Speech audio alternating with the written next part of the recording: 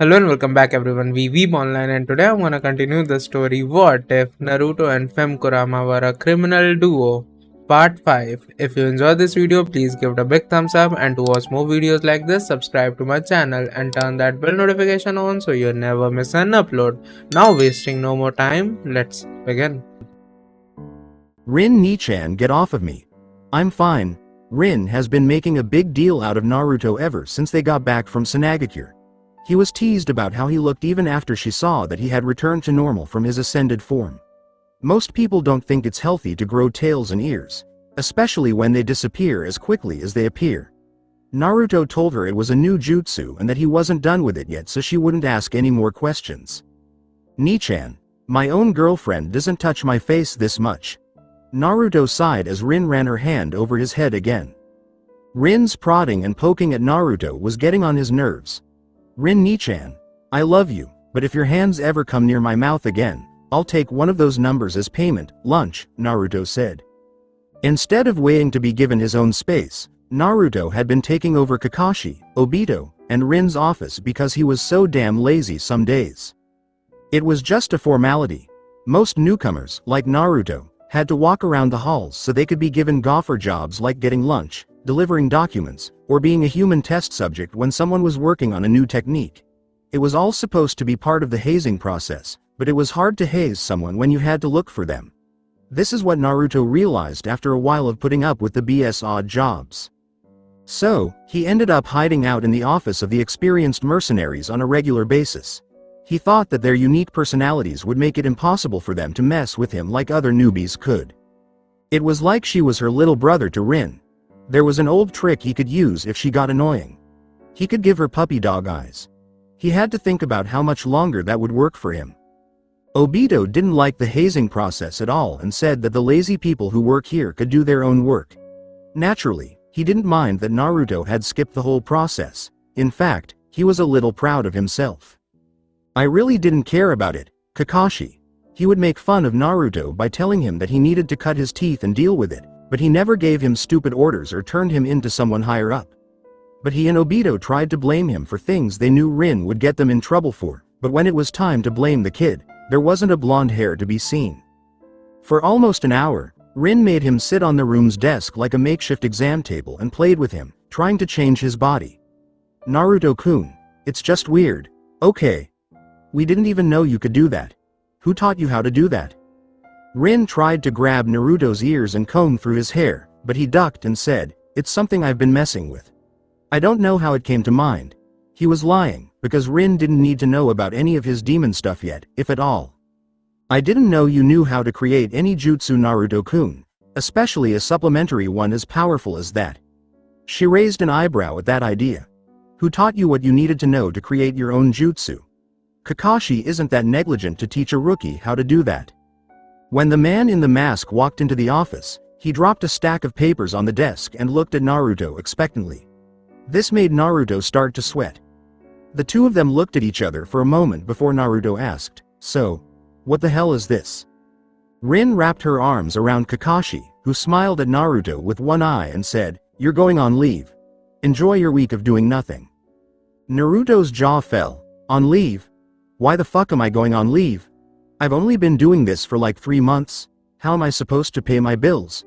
What the fuck am I supposed to do for a week? Oh, I don't know. Maybe your girlfriend, you flaming virgin. You wanna run that by me one more, Jin? Naruto asked Obito in a low voice as he stood in the doorway. Obito smiled with a toothpick in his mouth, sure. Get laid. It's embarrassing hanging out with you.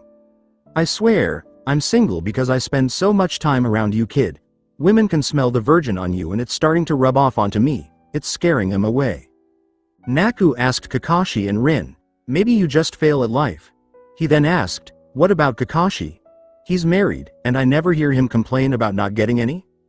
When Kakashi spoke up, he meant it. That's because my pimp status overrides your virgin vibes. Rin can't fight the pimping.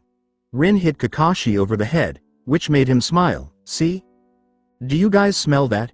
Sniff sniff it. It smells like virgin, Obito asked as he sniffed the air. When Naruto charged at Obito, Obito ran down the hallway laughing like crazy, and the angry blonde was right behind him until a kunai cut his cheek by accident. Anko climbed over his shoulder and licked his cut. "Oh furry Gaki. Just the kid I'm looking for. I need your help right away. Wait, you don't have the shots for foreign poisons yet, do you?" Naruto shook a little and sweated. "I'd really love to help Anko, but I'm on leave." He looked around and quickly grabbed a girl with brown hair pulled back into buns and asked, "Here, take. What's your name, babe?" Tenten, the girl said, shocked by what had happened. "Right. Take Tenten. I'll see you both in a week." Naruto waved his hand over Tenten and put her in Anko's grasp. Anko barked and threw a kunai at Naruto. Naruto turned into smoke as the kunai-tipped log hit the ground.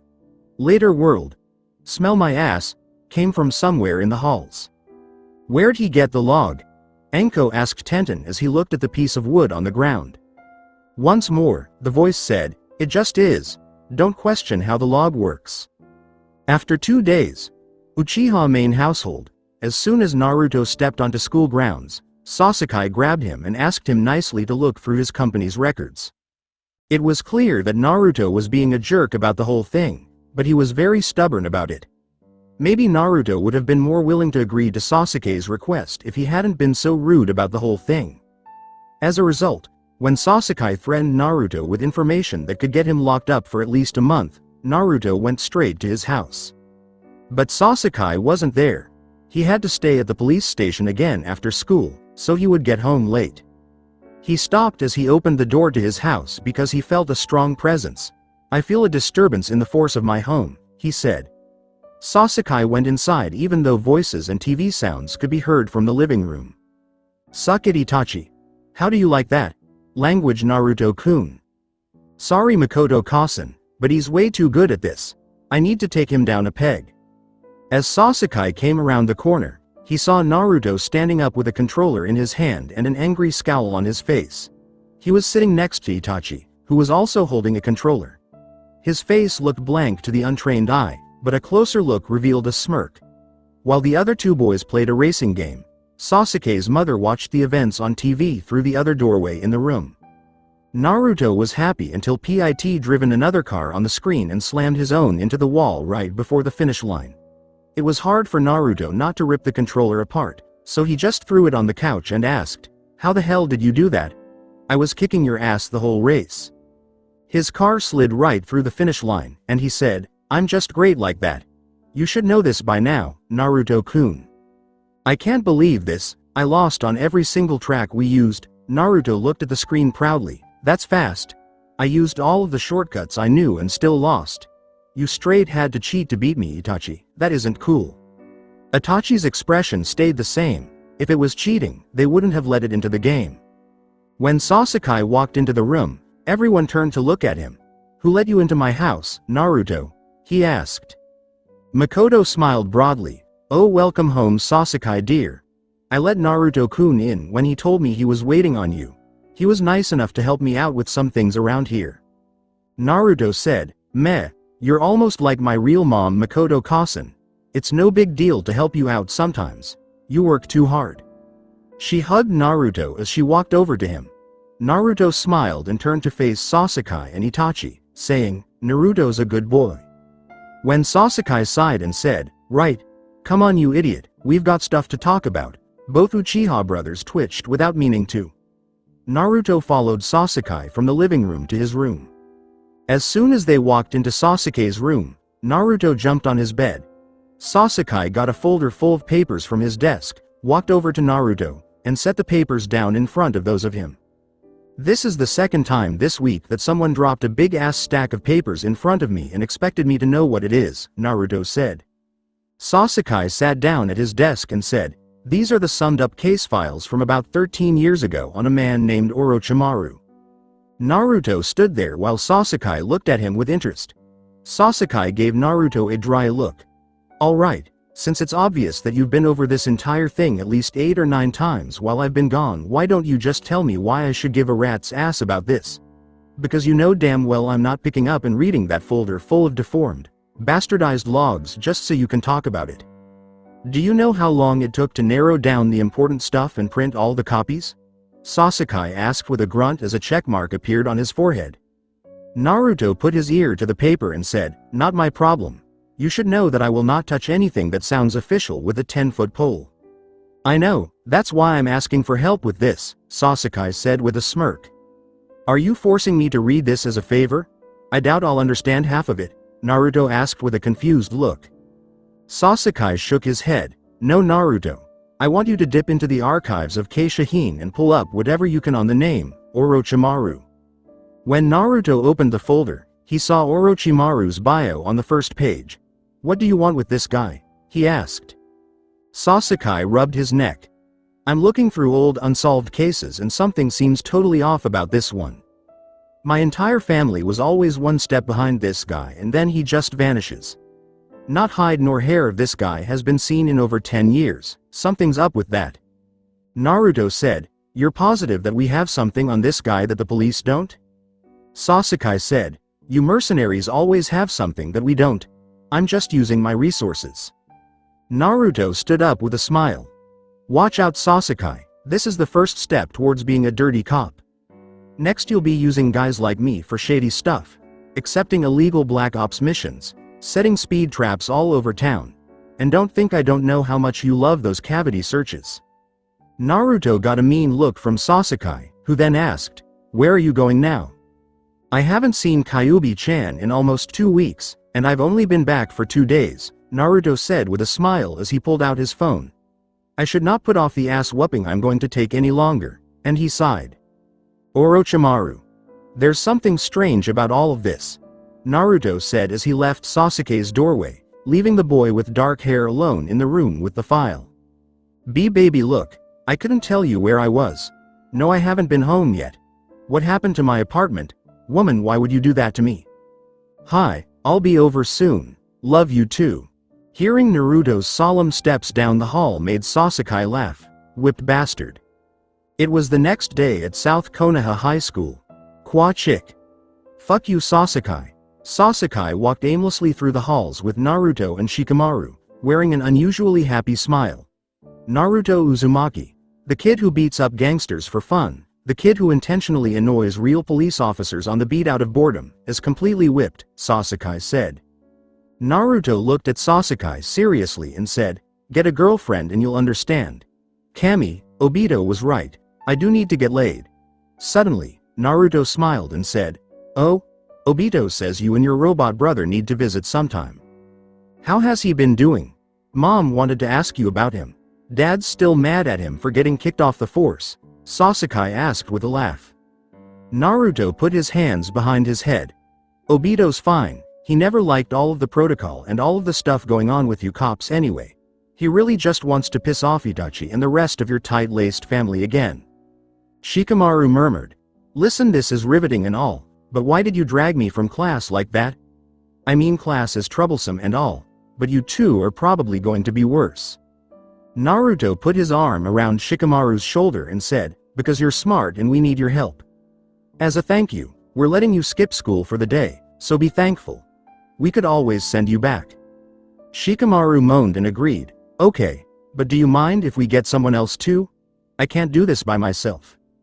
On his way back to class for second period, Choji walked around the halls. His favorite part of school was study hall, where he could do whatever he pleased and take as much time as he needed to use the bathroom. He stopped when he saw a line of Reese's Pieces on the ground. He happily walked over and picked it up, saying, "Ooh, a piece of candy." He looked up and saw another piece, so he happily walked over and picked it up too.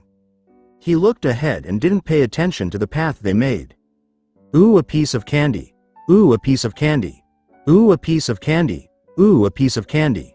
After going around the corner, Choji followed the path to the right until he came to an open locker and said, "Ooh, a piece of candy." "Ooh, a piece of candy," Choji said as he reached into the locker to take the last piece he could see. Naruto, Sasuke, and Shikamaru pushed him inside and shut the door behind them. When the fighting stopped, Choji hit the locker hard until it was quiet. The three boys slid down the locker and sat on the floor, wiping their brows. They were so tired. Naruto looked back at the locker and said, "I really hope that's him in there this time. I'll be very mad if it's me again." The apartment of Naruto. Everything Naruto thought would be useful to grab and make copies of on Orochimaru was piled up around his coffee table in the living room. There was a lot of it, because it was everything. The four boys had eaten so much that they were leaving some on the floor and even putting some on the kitchen island counter. Watching the pile of papers, Sasuke said, "Dobi, you could have narrowed down some of the information a bit. It'll take forever to sort through this." Naruto sat on his couch and changed the channels on his TV. "Whatever. Did you really think I was going to look through this crap to find something useful? Why don't you use those fancy eyes and read like the wind?" A grumpy Sasuke pushed a stack of papers into Naruto's hands and said, "I need to call in my other favor. Read." He smiled and said, "Nope, you already used your other favor." Sasuke yelled, "What? That's bullcrap. I only used the one so that I could even get this stuff in the first place. I still have one left." Naruto shook his finger sarcastically and said, "No you don't, deputy. You used the other one when you made me help you spring those two." He then pointed to the kitchen, where Shikamaru was sitting idly while watching Choji raid his fridge and said, "You know you can't lie." Naruto said, "Hey Choji. I'm not made of money. Don't eat me out of house and home, damn it. I have to pay for my own food." After Shikamaru walked over and sat down on one of the chairs, Naruto got up again. "So what did you need me for?" "You're smart. Really smart. We're not. Not at all. Especially this guy," Sasuke told the lazy boy, ignoring Naruto's. "Fuck you, Sasuke. I need a guy like you to help me make heads or tails of all this." Naruto said, "Well, if it helps, think of it like a puzzle or something." Shikamaru looked like he was thinking about it before he shrugged and was about to stand back up with a troublesome. He couldn't leave because of that. When Shikamaru sat down again, he put his hands together in a strange way and stared at the papers. They looked at him, then at each other, and then back at him. He got up from his seat and snapped his fingers in front of Shikamaru's face. "Did he just strike out or something, deputy?" Hissing, "Can't I know any normal people?" Sasuke asked. Naruto jumped back on his couch and said, "Being normal is dull and pointless. We crazy people make the world go round." He woke up from his trance-like state. "Shikamaru. Okay, let's see what I can find," he said as he picked up a piece of paper and began to read. With a small smile, Sasuke said, "Thanks a lot. I can pay you for helping me with this." Shikamaru agreed and began to read. "See, I knew it was a good idea to drag him here," Sasuke told Naruto. He turned to Sasuke and asked, "How the hell can you pay him for helping?" Sasuke dug through his own stack of papers and said, "I have a research grant to help with all of this stuff. They're treating it like I'm a real detective on the force." When the front door clicked open, Kyuubi walked in. He was confused by all the people there. "Okay, what are they all doing here?" he asked. She smiled at him and said, "Hey baby, I'm a kidnapper." As Kyuubi walked into the apartment, she raised an eyebrow. The answer Naruto gave Sasuke made him groan. "It was a favor, and we didn't kidnap anyone. We just borrowed them. They can leave whenever they want."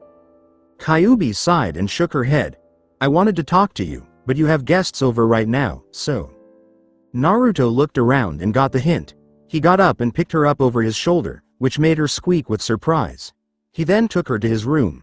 She stuck her head out the doorway and said, "If you idiots try to rob me while I'm in here, I'll rob you, and then I'll probably pee on you in your sleep." "Do you guys really think he was serious about the whole rob you and pee on you thing?" Choji asked as he looked away from Naruto's kitchen table, not feeling the need to finish his plate at the moment. "Probably," Sasuke said with a shrug, "but who would steal any of the cheap crap he has in here anyway? Not me. I like to keep nice things." When Naruto turned around, Kyuubi was waiting for him on his bed. Naruto laughed and stood in front of her. The look on her face made him swear that she had a tail that was wagging right then. "Well? What's up?" She let out a low growl and lost her smile. "Don't give me that. Show me your transformation. I knew you had it last night. I could smell it on you." Naruto raised his hands in defense and said, Okay. I was just teasing you. Give me a second, I need to concentrate."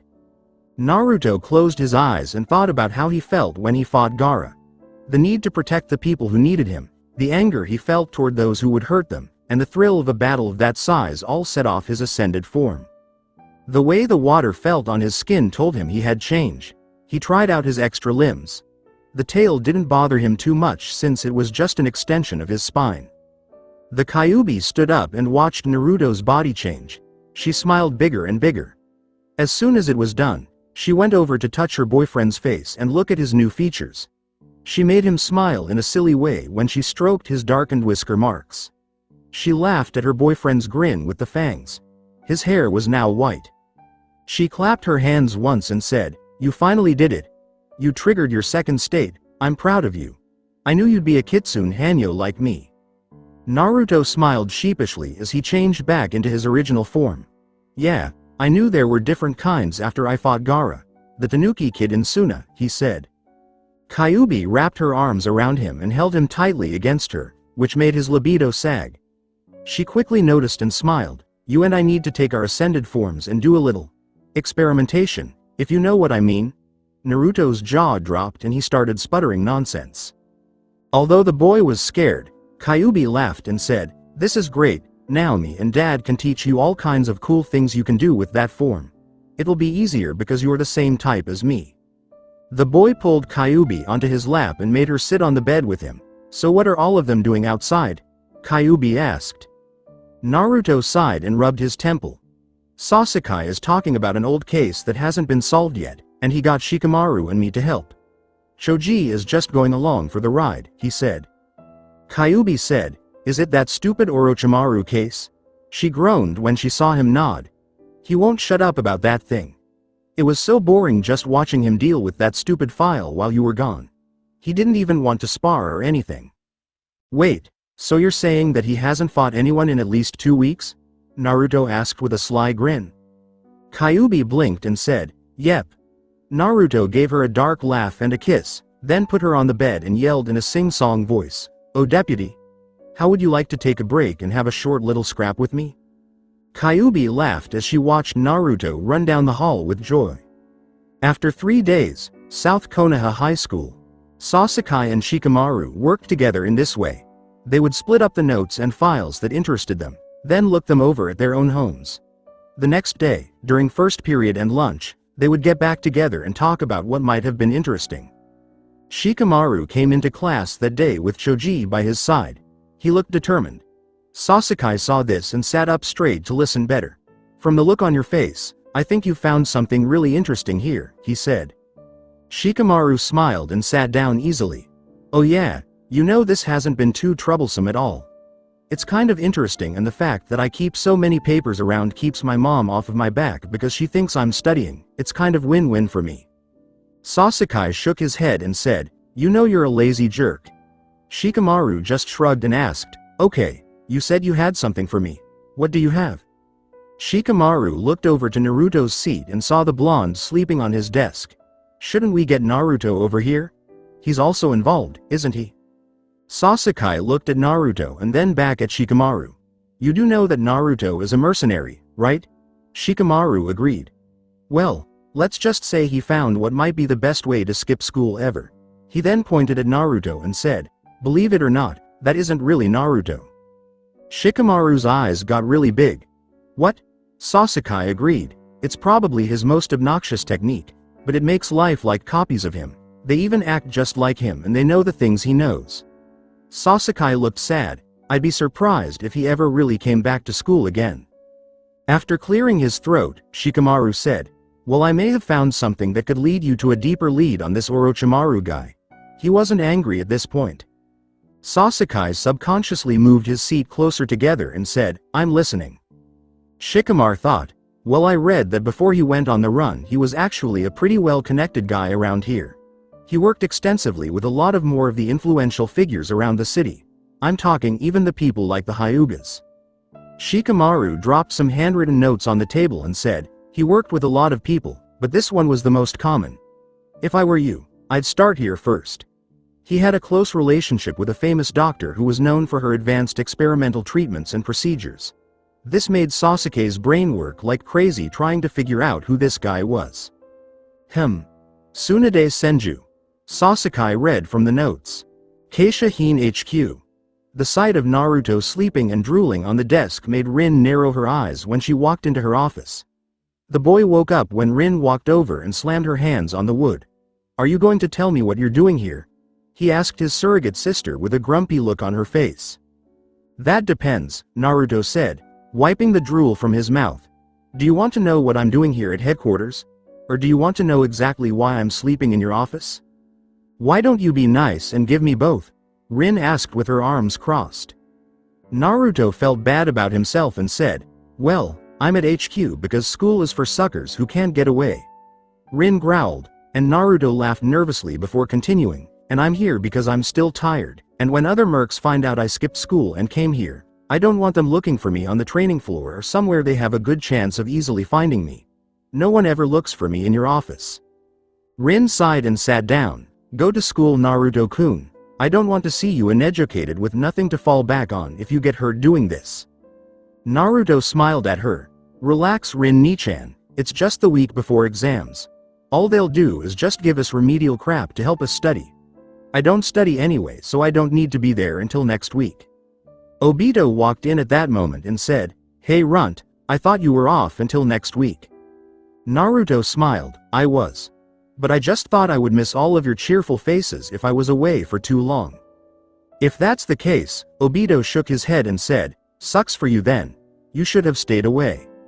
Rin and Naruto were both interested in this. It seemed like Obito was very serious, but he was never really that serious. Naruto tried to answer, "What? Why?" "If you go up there," Obito said, "the boss wants to see you, kid." Naruto sat outside of the office on the lowest floor of the Keisha-hine headquarters building. From the outside, only 3 stories of the building could be seen, but there were 10 floors below that only people with permission could get to. The bottom floor was only open to people who were given permission first. Kakashi was the only member of Keisha-hine who could regularly go down there, but Naruto couldn't get him to help him when he wanted to ask him what he was up to when he met the company lead. Naruto was sitting outside by himself in front of 2 huge doors that were locked tightly. At the bottom of the stairs, this was the first room he saw. There was only a big door and a bench outside, and no one was there to talk to. He had been waiting there for 2 hours. He knocked but got no answer, and he was really bored. He almost didn't notice the elevator ding, but a strange man finally caught his attention by poking him in the head and saying, "Hey kid, you okay? You were kind of zoning out there, it was kind of creepy." The man had white hair and red lines on his face that looked like tears. Naruto looked up and saw the man. A ponytail of long, white, spiked hair went down his back. He was a good height. "Oh, hey there. I'm fine. I'm just waiting for the guy inside to open the door so I can have a meeting with him." "Are you trying to get in too?" Naruto asked him sharply. "I guess you could say that," the tall man said with a smirk to the teenage boy. "Well, kid, you coming?" he asked Naruto as he stood up. The blonde boy gave her an odd look and said, "You can get me into this room with the big-ass double doors that won't move and the lock that I can't pick open? It's pretty simple to open a door when you have the key, Gaki." The man took a key out of his pocket, stuck it in the lock, and walked inside, ignoring Naruto's shocked look. "Do you have the key? You're supposed to be in here," he asked him, pointing at him as if he did. "Are you the janitor? Do we even have a janitor? Seriously, I never see anyone around here cleaning a damn thing, even though a lot of stuff goes on around here, and yet the place looks clean." Naruto said something stupid. "You really aren't on the ball, are you, kid? Are you missing a few screws up there in that noggin of yours?" The old man stood still. At this point, Naruto was getting irritated. "Where is the boss of this peanut gallery upstairs? I've been waiting for hours and the only person I see inside is the janitor. That's great." The strange man's forehead dripped with sweat when Naruto called him that. "I'm not a janitor, kid. In fact, if you had to give me a normal job title, I guess you could say I'm a writer." "It's a great cover," he said. The doubt on Naruto's face said, "You? An author? You don't look like much of a writer." The man handed Naruto an orange book that he recognized right away because Kakashi and Obito always had one with them. "What, you write this shit?" Naruto asked. "Yes," the mystery man said with a grin. "Icha Icha is one of the best-selling series in the world, and you're looking at the man who wrote it." The book hit him hard, and he glared at Naruto. "What the hell, are you a brat?" Kakashi and Obito read that crap all the time, and when they get caught by Rin Nichan, they slip it on me and get me in trouble. I wouldn't touch that damn thing with a 10-foot pole. I don't need to read about getting some. I can get it myself, Naruto said, pointing at the book. Naruto wasn't paying attention, so the man with a pad and pen stood there and asked, "Oh? Details?" He looked away thoughtfully and said, "Well, there was the time when Kyuubi-chan locked us in her room after I got back from Suna and we started up. Too bad her dad kicked the door down and chased me out. That night, he almost cut me to ribbons. And then there was... Hey wait, what the hell are you doing?" He finally saw the strange old man writing down what he was saying. The old writer scribbled quickly on his pad and smiled inappropriately. "Thanks kid. This could be a good scene in my next book. Oh yes, this should do nicely. Young adults in love, an angry father, people love that stuff." Naruto let out an angry growl and said, "Like hell you're writing anything about me in Kyuubi-chan. You old pervert." "Oh, kid, don't worry, I'll credit you in the next installment," the old man said with a smug smirk as he waved him off. "But what you called me? I'm no pervert boy." The man bit his thumb and made hand signs while his aura darkened. Naruto tensed up as the man slammed his palm on the floor and filled himself with smoke. A croak was heard as the man spoke again in a dramatic way. "A mere pervert? That's an insult to me. I am the man whose sight makes women faint, the manliest man in the world, the super pervert known everywhere as..." When the smoke cleared, he was seen standing on a horse-sized toad in an odd way. The legendary toad sage, Jiraiya. Naruto just stood there and watched what he was seeing. Did a grown man just dance on a toad and introduce himself as a pervert? He asked himself. Laughing out loud, he said, "I swear, you are the weirdest janitor I have ever met." Jiraiya stomped on the toad that vanished and yelled, "You jerk! Only a punk like you would skim over my obvious greatness so quickly. And just to be clear, I'm not the janitor." He pulled his ear away and asked, "Yeah? Then who are you?" Jiraiya gave him a grim look. "Seriously kid, I'm decently older than you. I came down here when no one else did, and I have the key to this place. Gee, I wonder who I could possibly be." Naruto shook his head and said, "Gross. You're the boss's gay lover." He then slowly and hesitantly pulled back. Hey, it's cool I guess. You overcompensate with those books, but it's still cool. You can go spend time with your man, I'll be back later." "You little fool. I'm not gay. You have to be the slowest kid I've ever met." Jiraiya punched Naruto in the face and sent him flying into a wall in the dark room. Naruto used the wall to help him stand up and said, "Okay, old man, you hit pretty hard." As he did this, he accidentally flipped the light switch, which revealed a living room with a TV, couches, and a desk full of papers and reports. It looked a lot like a normal living room. Wow. This is a nice place. A little Spartan by most people's standards though. Uriah was still angry about Naruto's comment, so he looked at her and said, "You better not have broken my wall, you brat." Naruto heard him talking and said, "You live here with the boss? Wow. That doesn't really help with your 'I'm not gay' claims." Jiraiya pulled out a second punch and twitched a vein on his head. "You little idiot, I live down here by myself. No one else stays down here but me," Naruto said. Naruto looked around and thought, wow. Alone. Like a senin. An arrow senin. There were no windows in the room, and it felt very empty. Jiraiya punched Naruto in the face and quickly got up. "That is not something you call your boss Gaki." He pointed at Naruto and said, "I should have your ID for that." He then got angry and said, "You left me sitting outside for hours and you were the one who called me down here." He then asked himself, "Wait? You would fire me just for some banter?" Jiraiya replied with a loud roar, "Banter? You basically called me someone's ass bitch. You must be a really popular guy if that's your idea of banter." Jiraiya then calmed down and said, "Anyway. You and I need to have a very important conversation. Sit down." Naruto went over to one of the couches and sat down. The mood in the room changed quickly. With a grimace on his face, Jiraiya said, "I know what you've been up to here, Naruto." "Wait, how do you know my name?" asked the crazy blonde. Jiraiya looked at Naruto like a fool. "I'm the boss kid. How could I ask to see you and not know who you are? You're quite good for someone that is only a few months into his career. However, It doesn't matter how good you are. You removed information from K. Shaheen's archives with intent to distribute to an outside individual. He looked at Naruto intently. I know that you are young and are in the first year of your career, but this is something everyone knows. It doesn't matter if people know what you do. It's hard to keep a cover and you can choose not to do so at your own risk. But you cannot let others know the inner workings of our organization, boy. This is day one stuff. Naruto quickly pulled back. He was aware that getting the information for Sasuke would probably get him fucked over, but he felt he had to help his friend. He had done similar things to Sasuke that hurt his credibility, and some of the things Sasuke did for him were even illegal. If he didn't do the same reckless things without thinking about the consequences, it would have been like taking advantage of his friend and not returning the favor. Naruto raised his fists. Look, I know what I did. And I know that giving that stuff to Sasuke was way out of protocol, especially since he is all but a member of the department, but he isn't trying to interfere in our business, he's just trying to dig up information on a certain person.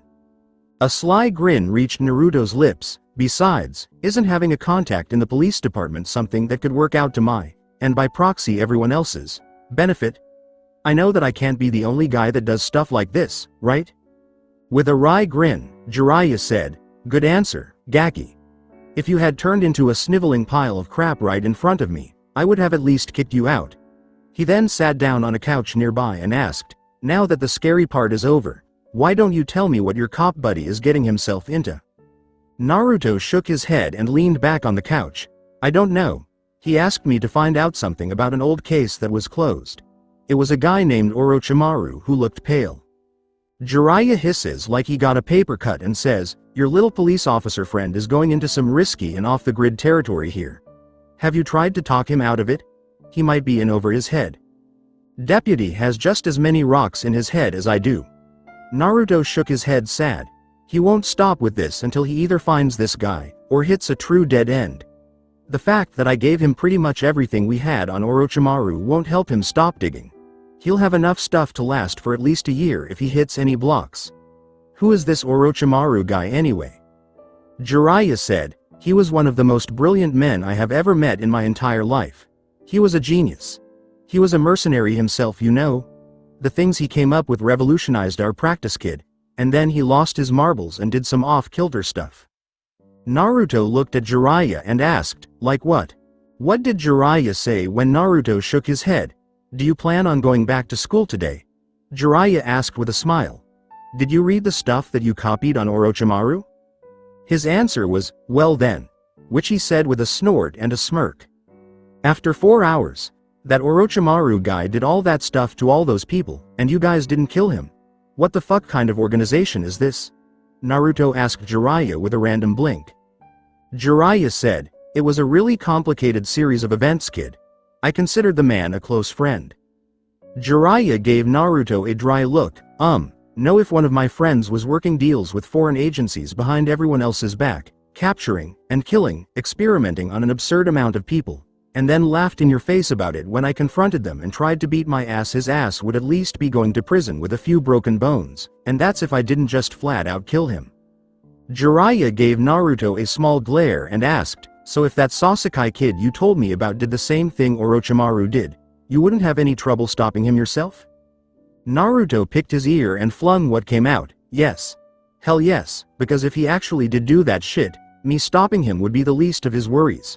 I would, hypothetically of course, shove my size 12s so far up his ass that his tongue would have grip. You would do something like that to your best friend? Jiraiya asked with a slightly wrinkled face. Naruto looked at him and nodded. Yes, if he really became that twisted. Now don't get me wrong, trying to save someone on the path of darkness is all well and good, but when the person is questioned is so far along the road that it takes a flashlight to see 2 feet in front of you, it's a little too late.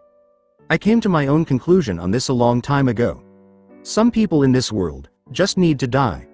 No questions, no excuses, they just need to vanish from the face of the planet and face the Shinigami. He got up and went to the door. If Sasuke, or anyone close to me, ever did anything like what Orochimaru did to those people you just told me about, I would kill them, even if I had to kill my own heart to do so. How could you bring yourself to live with yourself after you do the deed? Jiraiya asked this green rookie who had just spoken. It was as if he could see the darkness of the world through his eyes.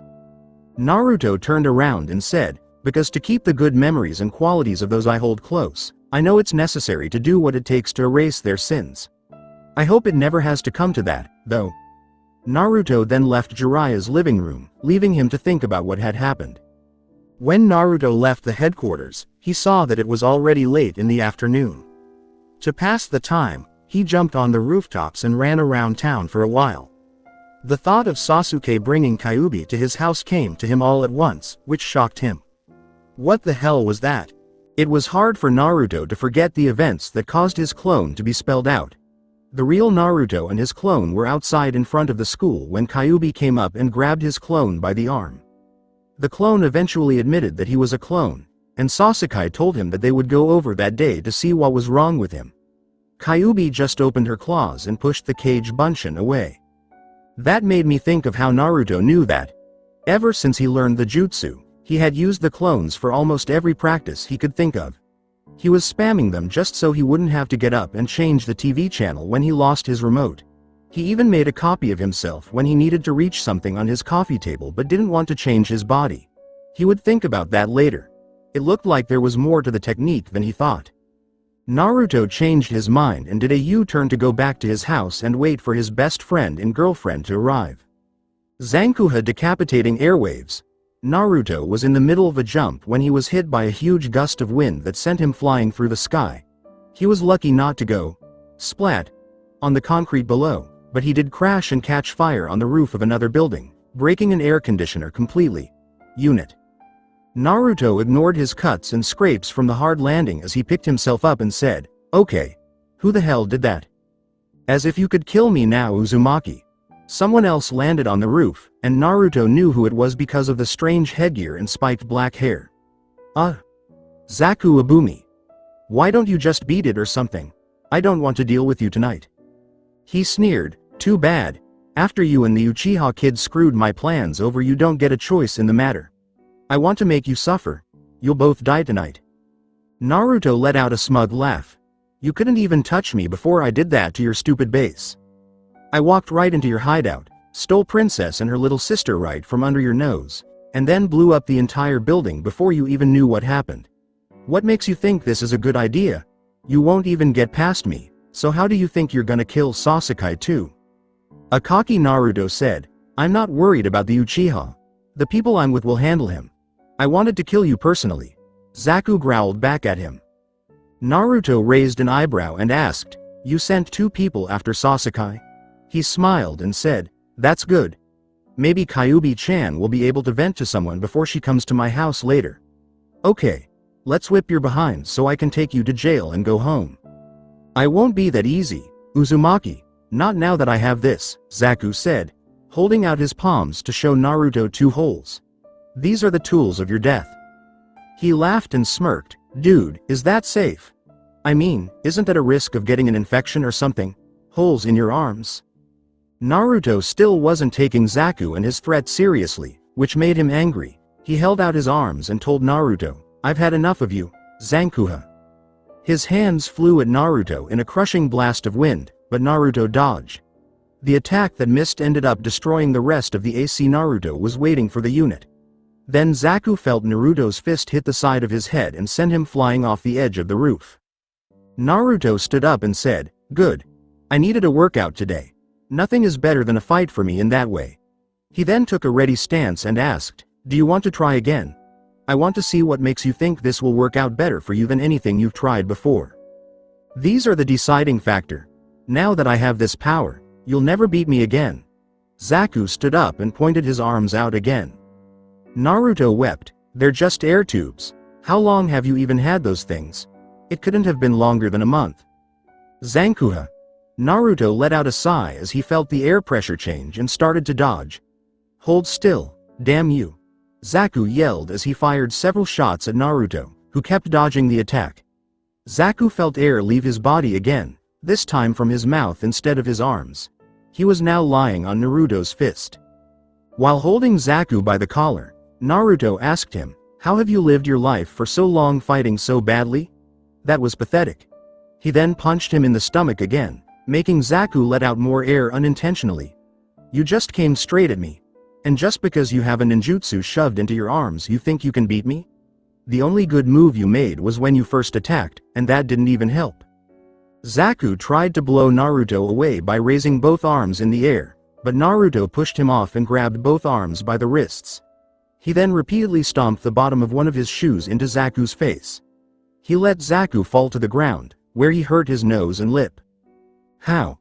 Naruto asked as he saw Zaku struggling to stand up. What kind of freak are you? Even with this amazing power, you didn't even flinch. You freak? Zaku jumped back up, even though he could see again, and put his hands out again. As soon as Naruto heard the different activation words, Zankukyokuha Supersonic Air Slice, he laughed at Zaku. A huge wave of cutting air came out of Zaku's hands and hit Naruto. The blast destroyed large parts of the roof and covered it in dust. Ha! You jerk! How do you like that? Who fights badly now? Zaku laughed meanly. I like these clothes. When the dust settled, Naruto was standing there with his arms crossed in a X. His clothes were ripped to pieces, and his body was badly hurt, but he was healing quickly. He had used chakra to stay on the roof where he was. Is that it? You never even tried to train with that move, did you? Look at you, you're tired, Naruto said with a threatening glare. Shut up. You really are some kind of freak. Who gets up from that? Zaku said with a hunched back and a red face. I'll tell you who, Naruto said to Zaku, who tried to fight him hand to hand but was cruelly knocked to the ground. Anyone that actually trains their body to be conditioned for combat. Getting some fancy leaf blowers in your arms doesn't make you strong, but I'm not going to sit here and lecture you. I don't know how many times Sasuke and I have told you this over the years, but you're going to jail, Naruto said as he raised his foot. Naruto quickly lowered his foot, and Zaku's world went black. Naruto took out his wallet and pulled out a condom. He laughed as he looked through one of the card holders and thought, who the hell is he fooling? Yeah, right. He threw the condom off the roof and picked up Zaku to go get his duct tape. Outside of Naruto's apartment building, Sasuke and Kyuubi took a dull look at the newcomers. She looked very bored as she picked at her nails and said, You think these guys know Naruto-kun or something? They confronted us in front of his house. Sasuke said, Nah. If they knew him then they wouldn't be here. People that fight Naruto really don't like trying it again a second time unless they have a few screws loose. He asked Sasuke with a smirk, so what does that make you? The girl with red hair laughed when Sasuke mumbled something. Then she got serious again and asked, So what do you two want anyway? If Naruto-kun comes back and sees you two looking down at us, he's going to kick your asses. We've come to kill the Uchiha. Let us do our job and then we'll be on our way. There's no need for you to get involved. The boy stepped forward with his head wrapped in bandages except for one eye. That's right, honey. We wouldn't want to have to kill you either, so just run home, said a girl with long, dark hair that was shaped like a bow near the bottom. Sasuke ducked down in front of Kyuubi and said, They're kind of right. Naruto would torture me if I let you get hurt over this. Stay back, and I'll take care of them. After Sasuke looked at her in shock, Kyuubi said, Are you all idiots? Do you really think I'm weak at all? I could probably kill all three of you myself. Yes, you too, Sasuke. The boy with the bandages ran out of things to say and said, Well, if you want to stay in our way, you'll just have to be collateral damage. Kin, go ahead. Kin pointed 4 senbon at Kyuubi and Sasuke and said, Of course, Dosu. To get ready to dodge, Sasuke tensed up and used his Sharingan. Fungeki Kirisukeru Fury Slash. Blades of blood-red chakra hit the senbon and kept going toward the two attackers. They dodged, but the attack cut the ground. Sasuke turned back to Kyuubi, who had her arms in a big swing and her claws out. You've never seen me fight before, have you? That was the idiot's move. How do you know that? Sasuke asked. Kyuubi smiled at him. Who do you think taught him how to do it in the first place? Now pick your poison, Sasuke. I don't care who I get. Dosu tried to get some space between himself and Kyuubi, and Sasuke ran after him. Kin tried to do the same thing, but when the girl she was trying to avoid showed up, she had to change her mind. She moved away when she saw Kyuubi pout and think, Now what did you say to me a second ago? Was it, you wouldn't want to kill me? Well, feel free to show me exactly how you were going to do that miracle. When they got to a parking lot a few blocks away, Sasuke was tired of chasing Dosu and decided to stop. Kaden. Hausenka no Jutsu Fire Release, Phoenix Flower Jutsu. Sparks flew all around Dosu, stopping him from going any further and forcing him to turn and fight. Sasuke looked at Dosu and saw that his right arm had a gauntlet with holes in it. "Who sent you after me? I don't remember doing anything to you before," he asked. Dosu stuck out his arm and flicked it. "Our master told us to kill Sasuke Uchiha. We don't ask why he did it, it's a job." It was said, "Well, it's a job that just might end up killing you." Sasuke felt his balance start to slip. He pretended not to care, but his balance was off, and Dosu knew it because he rushed into attack. Even though Sasuke knew what was coming and was quick enough to block it, if you can't move your body to avoid a punch without tripping, you will take a second one, which is what he did. Dosu's second punch hit Sasuke in the stomach with his fist that didn't have any guards on it. Sasuke was thrown to the ground by the vibrations from the metal, which made him throw up. That was the worst time for Sasuke's balance ever. What the hell was that? He asked himself. My melody arm. Dosu raised his right arm. I amplify the sound waves from the movement of my arm to attack. The result is quite becoming, as you can plainly see. Sasuke willed his balance to return, and he stood up again. "Okay. Don't let him get that close to you again," he told Dosu. "But what do I do to beat him? Until I run out of chakra, he'll just avoid all of my distance moves." Dosu held up his arm and flicked it. "You really didn't learn anything from the first time, did you?" Sasuke ran at Dosu full speed with a smirk on his face. Sasuke waited until he could see things swimming in his head, then made a few hand signals and disappeared in a puff of smoke. The smoke hit Dosu in the head with a huge piece of wood. His eyes grew wide. He raised his arm to block, but his gauntlet hit the log and broke. All of a sudden, a puff of smoke rose from the log, revealing Sasuke. He kicked Dosu into the air and grabbed his upside-down form for a Hayabusa Otoshi Falcon Drop Piledriver. Dosu was killed when Sasuke ran him over and dropped him on the ground. He let go of his weak body and got up to clean himself up. "Hey you bastard, you stole my move." When Sasuke turned around, he saw Naruto and Kyuubi holding Zaku and Kin by their wrists. They were taped together. Naruto walked up to Dosu and saw that his neck was twisted in a strange way. Kin had a lot of different kinds of cuts all over her body, but Kyuubi didn't have any. He turned his attention back to Naruto and said with a smirk, "Whatever do you mean? I'm sure I don't understand what you're talking about." Sasuke made the signs for Gokaku no Jutsu and turned Dosu's body into ash. "You know what you did. If I knew you would end up using Kawarimi that way, I never would have used that combination on you when we sparred," Naruto laughed.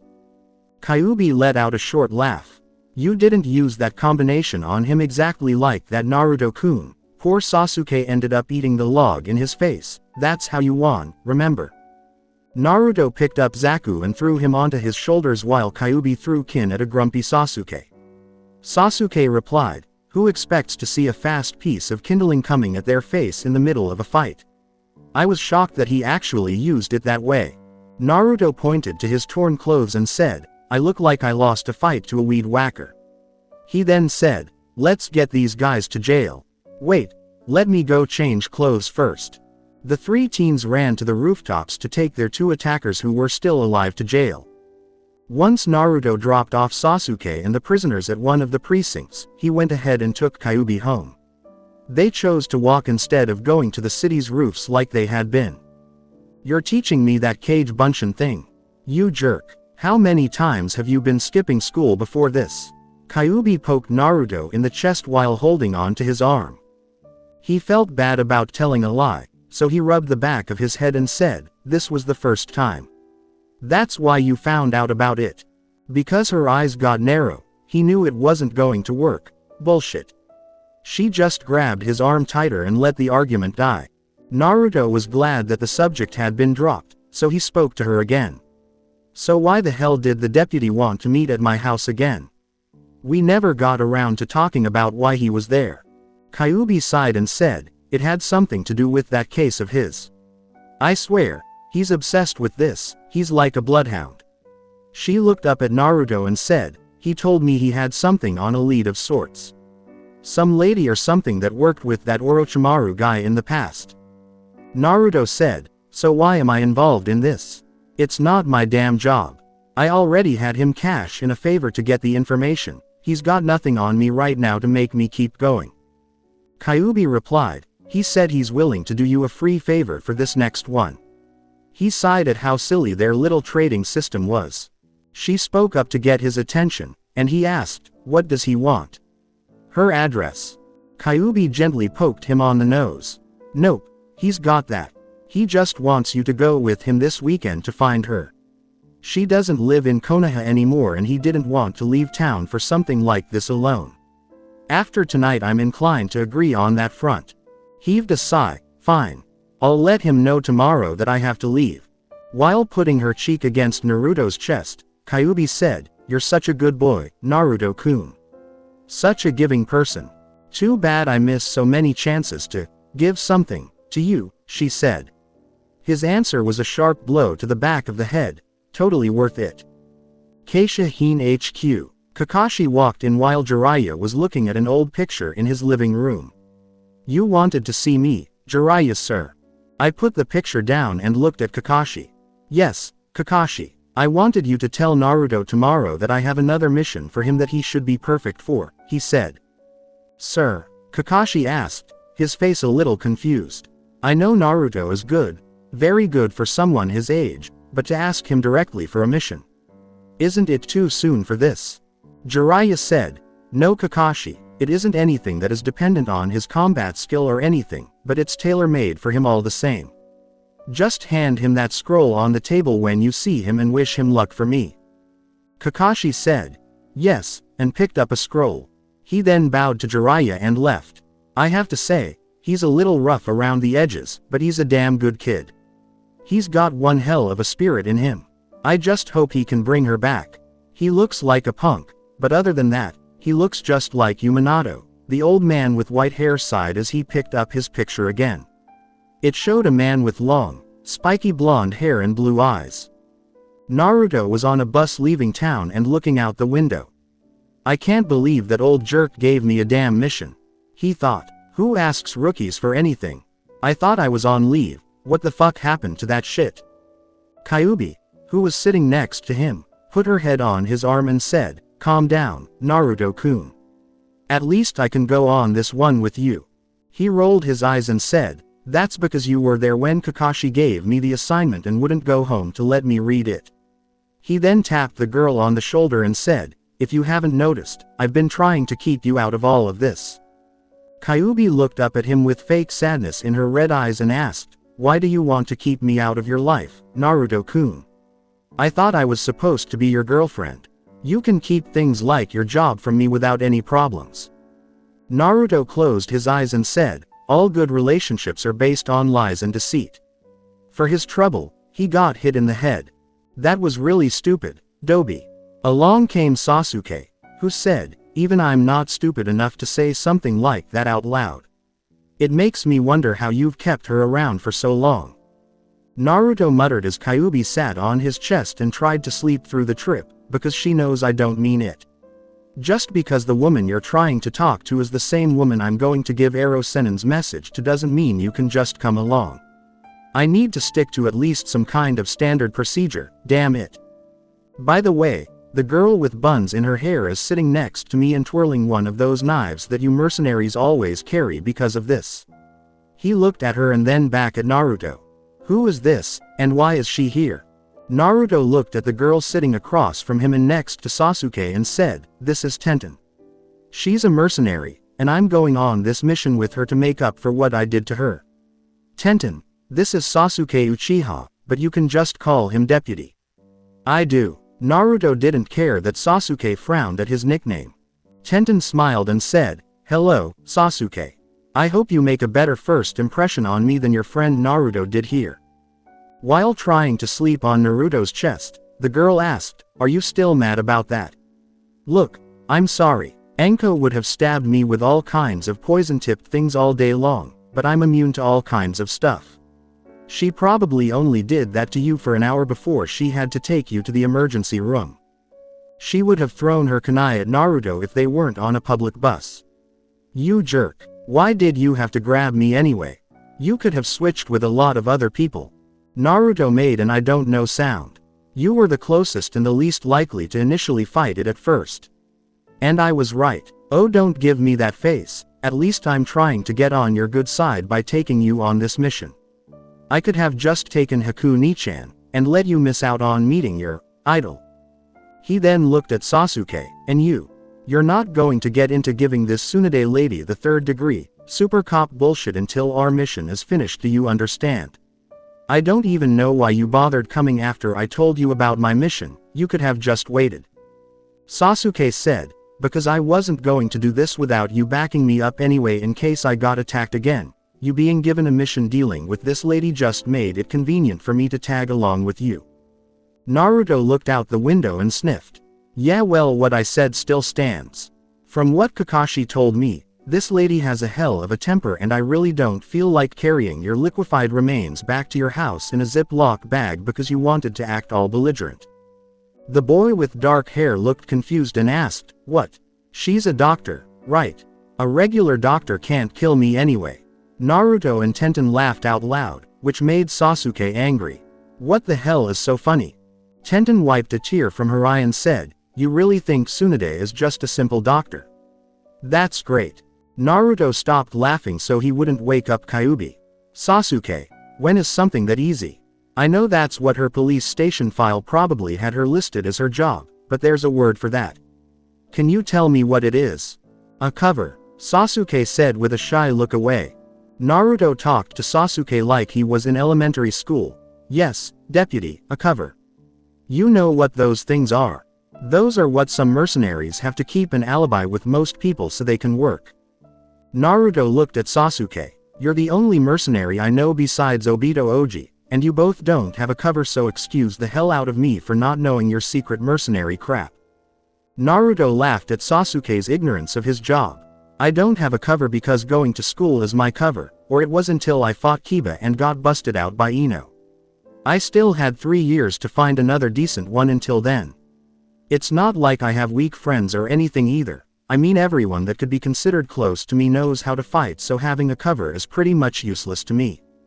Tenten looked at Sasuke. My cover is a student too. Most all of the kids that work as mercenaries have that as their cover ID. It pretty much can cover all of your alibi bases. When I graduate, who knows what it'll be?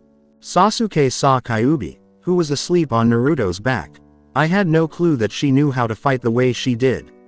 I mean, I figured that she knew something seeing as how she is your girlfriend, but she apparently beat the crap out of the girl that was trying to kill me while I fought the mummy guy.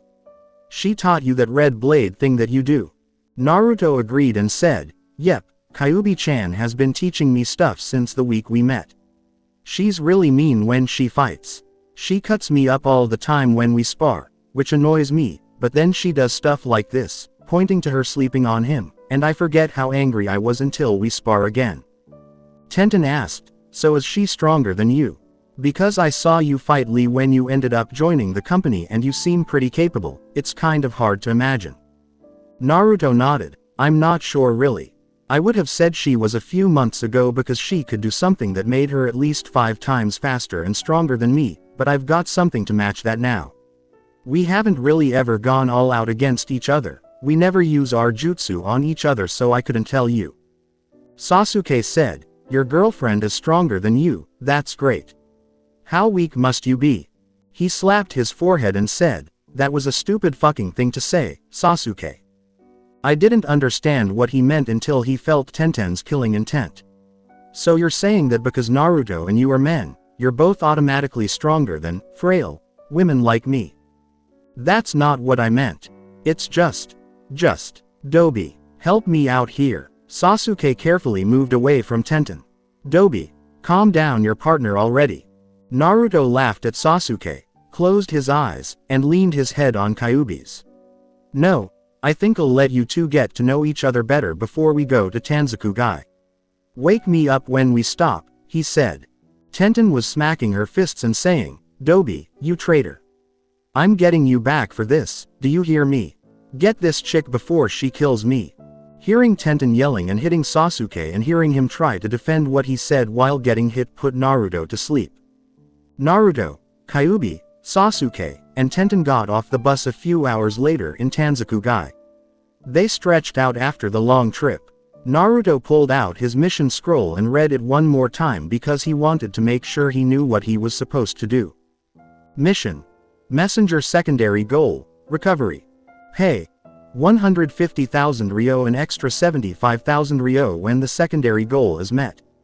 Naruto Uzumaki and Tenten have been assigned as operators. Specifics of the mission.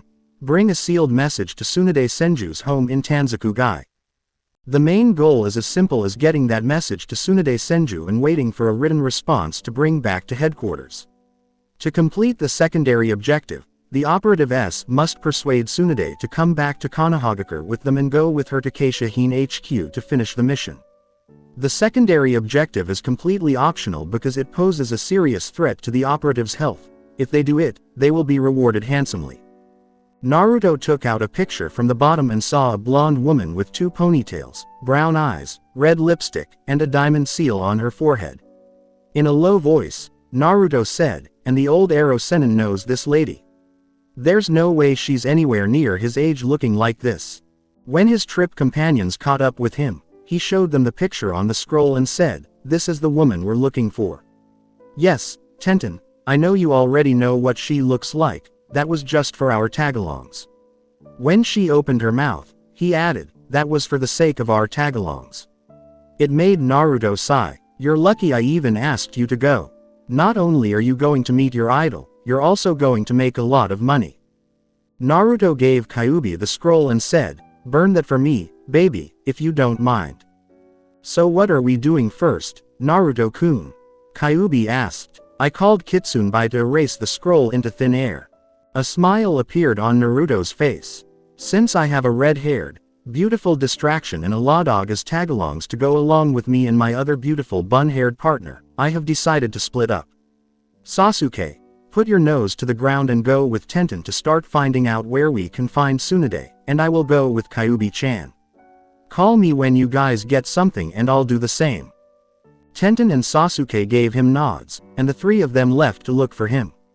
Kyuubi had a sly grin on her face as Naruto asked, "You just wanted to get me all by yourself, didn't you, Naruto-kun?" Naruto slid up to her and put his arm around her waist. "I'm now out of the city. We've been on a bus for 2.5 goddamn hours, and it's Saturday. There's no way I'm working today.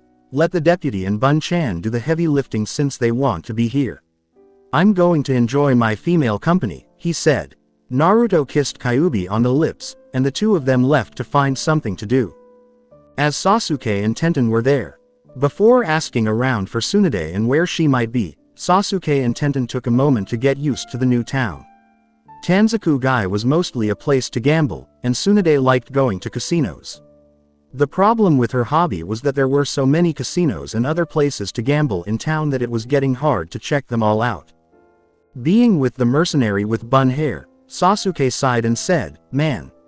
I should have told Naruto to use his Kage Bunshin to do this instead of me. I wish I had thought of that 3 hours ago."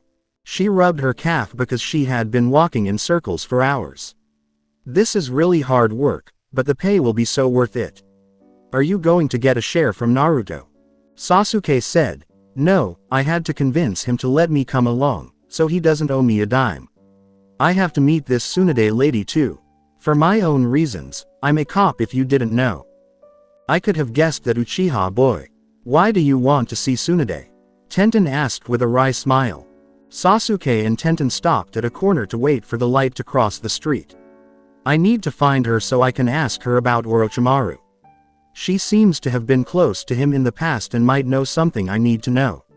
I keep digging deeper into this case and every time I crack one, it seems to reveal 3 new layers." Tenten began to speak. "That's why Naruto told you to hold off on all of your police stuff until we get her out of here. Your questions might make her angry and get her to smash us before we can get out of here." At that moment, the walk signal went off. Sasuke said, "I still don't get what makes this lady so dangerous. I mean, yeah, She probably is pretty tough and everything, but Naruto and I are tough guys. I only lose to my brother decisively, so if it comes down to it I think we'll be fine. A sweat drop came from the girl with buns. You really haven't ever been smacked around by someone head and shoulders better than you in a fight before, have you? When she saw Sasuke shake his head, she sighed. Do you really think that all mercenaries are as strong as me regularly? I'm only in my second year of my career and I think I can give you one hell of a fight if not flat out beat you. We're not elite, I'm not and Naruto isn't. The other older members can, have, and do run circles around us in combat. This woman is legendary in our company for a reason, she's very fucking good. I think Naruto should ask one of our experienced mercenaries to fight you to show you just what the difference between you and them are. Sasuke looked at Tenten with curiosity. Naruto can stop a moving car with his bare hands and you're telling me that there are people that can make him look like a total novice in your company. Most of my family work in the police department, and I only really know of my dad and my brother being better than me in combat. I'm supposed to go into special forces when I graduate high school. Tenten started fiddling with a kunai in her hands. Well, I'm telling you that most of our elites can at the very least go toe-to-toe with your dad and brother, and most have a very good chance of winning. Why do you think that catching mercenaries is so rare? Tenten had to turn around and look at Sasuke's thoughtful face. I never thought about it before. But, this Orochimaru guy, he was never caught. Naruto told me he was a mercenary, and Naruto, I haven't had to bail him out of jail in years. What the hell did they teach you guys to avoid getting caught? What, thinking of changing professions on the fly, Lawdog? Tenten laughed as she turned around and motioned for Sasuke to follow her. Well, I wonder if there's ever been a mercenary who worked as a police officer as a cover, Sasuke said with a smirk as he followed her. Along with Kyuubi and Naruto. The two of them were sitting outside of a grocery store. After quickly going inside to get them something to drink, they just walked around town looking for things to do. They thought about going into a casino to play some games, but they didn't want to be in one during the day when all the bad people were out and about. Kyuubi sighed as she watched Naruto finish his soda. Okay, it seemed like a good idea at first, but now I feel bad about it. This is getting in the way of your mission. Maybe we should also look for Tsunade, Naruto-kun. Naruto threw his bottle in the trash and stood up. Whatever you say, Kyuubi-chan. But don't start complaining when we're out here until Wednesday looking for a sign of her. I try to keep you away from my job because it's either really dangerous or really boring, and I can't tell what kind this mission will be yet. Honestly, neither are anything I feel like subjecting you to. Kyuubi blew her nose as she stood up with a smile. That's a really bad excuse, Naruto-kun. I'm just as strong as you, so anything that you can handle I can handle too. And about the boredom, you don't even go to school anymore and yet you leave me there alone every day, and no, your cage bunshin don't necessarily count as you, so stop that train of thought. A sweat drop appeared on Naruto's head. Alright, but you know you still can't come on distance jobs. I have enough problems clearing my own alibi for leaving on them, and no one gives a damn about where I am. You have people that care about you, thus making it way harder to make believable bullshit stories about where you've been as opposed to me. Naruto smiled and shook his head as Kyuubi stuck out her tongue at him. Then he started to look around strangely. Kyuubi saw that he had changed and asked, "What's wrong, Naruto-kun? Are you okay?" He sniffed the air and said, "I smell a familiar scent nearby." Kyuubi gave him an odd look and said, "Yeah, Sasuke and Tenten." "Duh, Naruto-kun, I can smell them too." He shook his head and said, "No, you don't really know this person, you've only met her once." He then turned around and saw a woman with short black hair leaving the grocery store he had just been in. "Shizune Nichan," he said. She turned her head to look at Naruto and asked, "Wait. Is that the woman from the hospital that I met a few days after we met for the first time? Why is she carrying groceries all the way out here?" Naruto looked at her and told Kyuubi to follow him. "I don't know, but we're going to find out. The mission can wait for now." Kyuubi grabbed Naruto's arm as he was about to jump to the roof. He turned around to face her and saw a smirk on her face. "Naruto-kun, I haven't taught you the next level of techniques yet, have I?" Rather than answering, He gave her a blank look and blinking eyes. As Sasuke and Tenten were there, the boy with raven hair and Tenten came out of an alley where there was a dice game. We have been everywhere in this town, gone everywhere where gambling could be happening, and we haven't seen or heard a damn thing about Tsunade anywhere, Sasuke said with a sigh. Tenten hit him in the side. Calm down, Sasuke. It's the first day, and if it was that easy then me and Naruto wouldn't be getting paid so much for doing this. What are we going to do when it gets dark? Are we going back out to check out the casinos again? What about when we need to sleep? Sasuke asked as he looked at his phone. Tenten said, that's why Naruto and I brought money to tide us over for the duration of the job. I thought Naruto used you for a few jobs before. Re-pocketing his phone, Sasuke yawned from fatigue. He did, but all I was ever used for was just when he had to beat up a few thugs. The most serious thing he had me help him with was extraction, and that was only once. Other than the obvious stuff that everyone knows, I don't know much about what he does and how he does things. Well, that's to be expected. You may be friends, but you're not one of us. You're actually more dangerous than a regular civilian. You're a cop, or at least you will be soon. He can't tell you the things that will get him locked up. It's only natural that you don't know most things. Tenten told him. Sasuke's face showed a frown. I don't think I would ever turn on Naruto like that, ever. He's so close to me, almost like my brother. In fact, he would have lived with me if my dad would have allowed it, but by the time I asked if he could, Naruto already had a record and dad didn't want a delinquent in the house.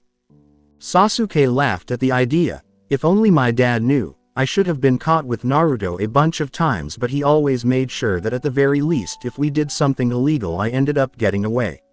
My mom loves the guy, and Itachi likes him too. Hell, he was friends with my uncle before anything else. Tenten looked at him with curiosity. So you two have been friends for quite a while then, huh? How strong is he really?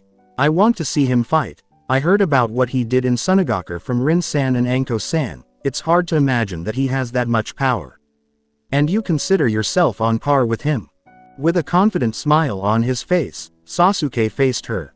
What Naruto has in raw, overwhelming power and stamina I have in finesse and skill. I don't know what would happen if we ever fought full out. Whenever we always put limiting rules on each other to keep from crippling one another. Tenten had a smile on her face.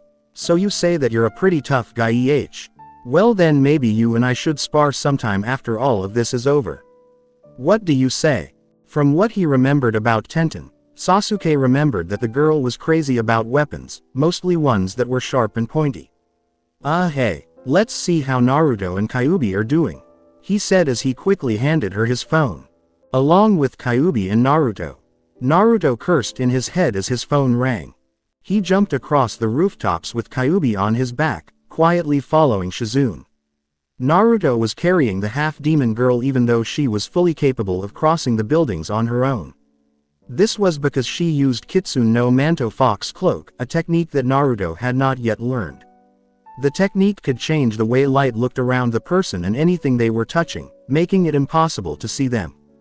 As the sun was setting, Naruto quickly picked up the phone and asked, "What is it, deputy?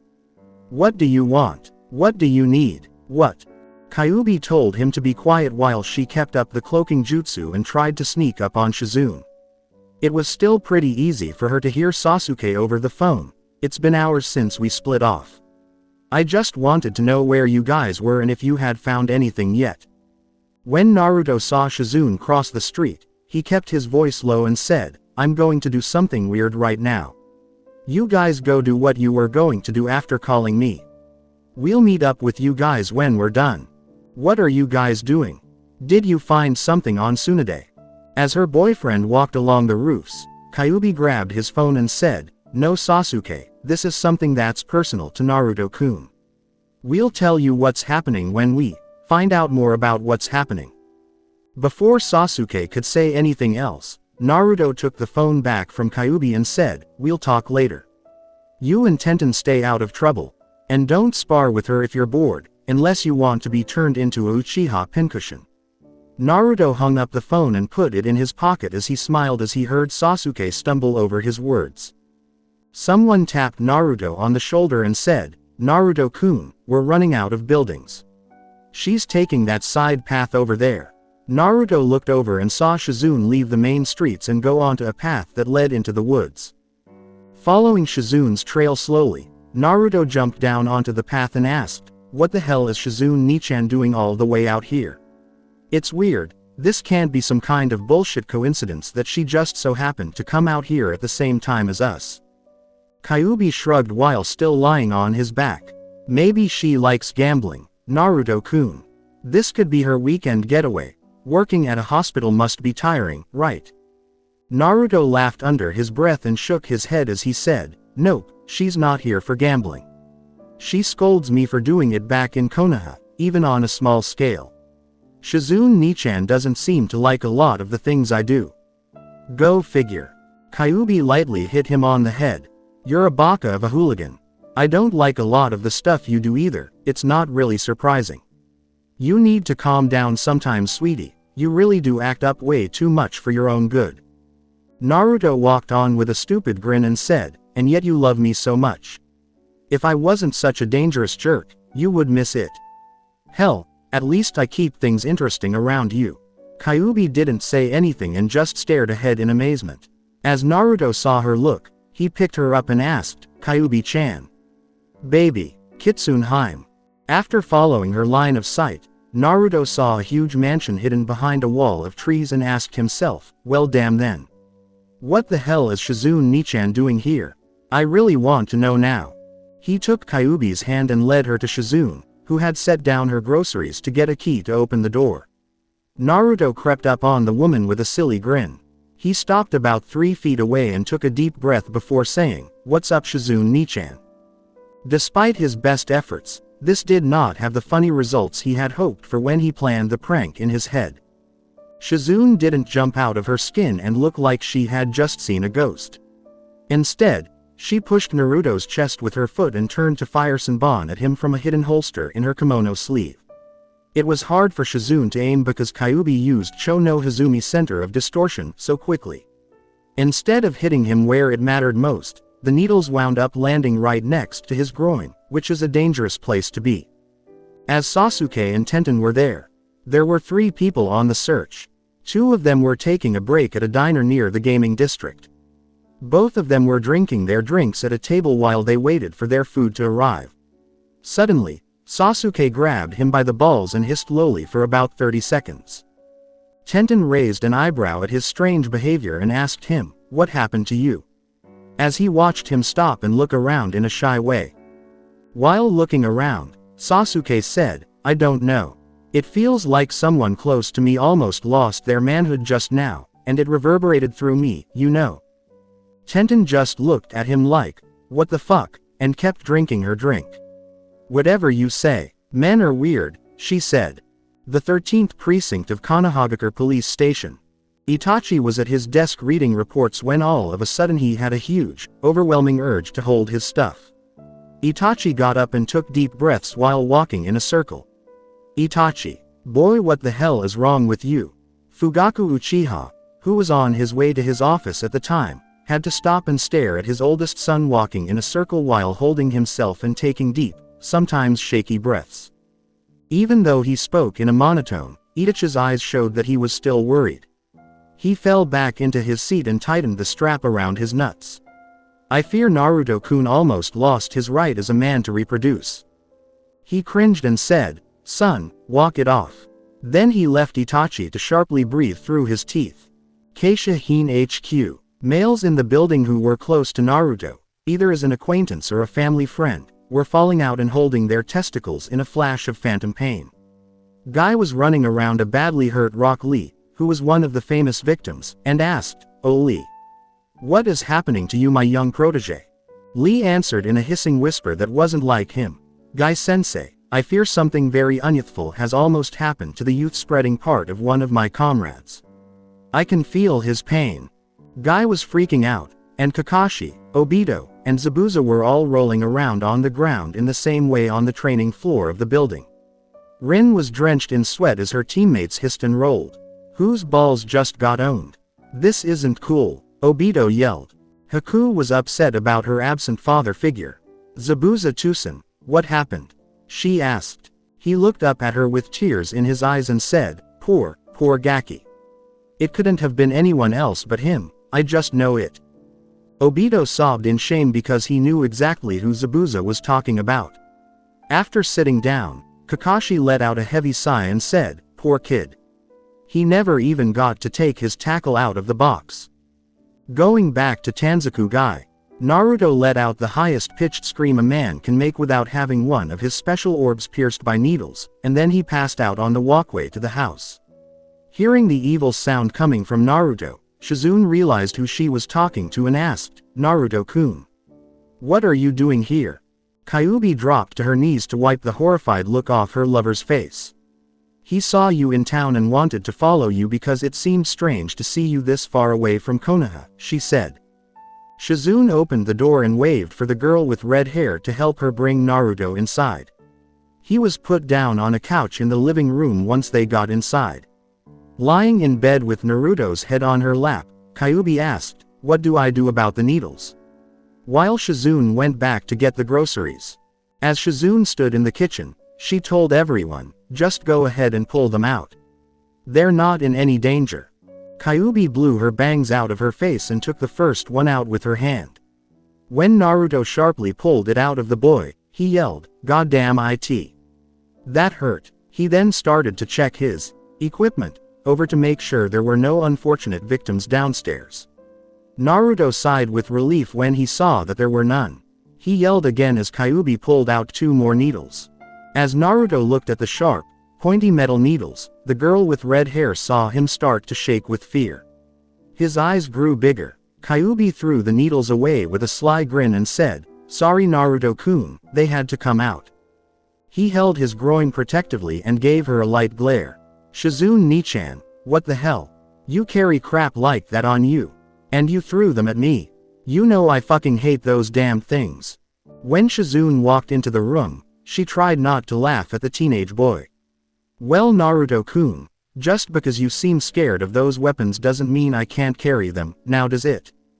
Then Naruto blinked and asked, "But why would you need weapons in the first place?" "Forget about that for now. What are you doing in this town, Shizune Nichan? And whose house is this?" "Well, this is my house, Naruto-kun, or should I say, my master's house," Shizune said with a wild laugh. He looked at her with surprise and asked, "So you live here?" He then looked around the huge house's living room and then back at her. "That must be one hell of a commute." "Wait, master, what are you talking about, Nichan?" Shizune pointed to the second floor of the house and said, "Well, I live here with my master. The woman who taught me everything I know about medicine is upstairs right now." She then looked at the 2 teens with anger and asked, "Now what are you 2 doing here? Tanzaku-gai isn't really a place that kids like to go on the weekend." Naruto started sweating. "Well, you know how I was always in the hospital and stuff, and how I had those needles stuck in my ass for seemingly no reason. I'm a mercenary Shizune Nichan." Shizune didn't say anything for a moment before giving him a mean look and asking, "Well, I knew that Naruto-kun, but what are you doing here? And why is your girlfriend with you?" Kyuubi and Naruto looked at each other.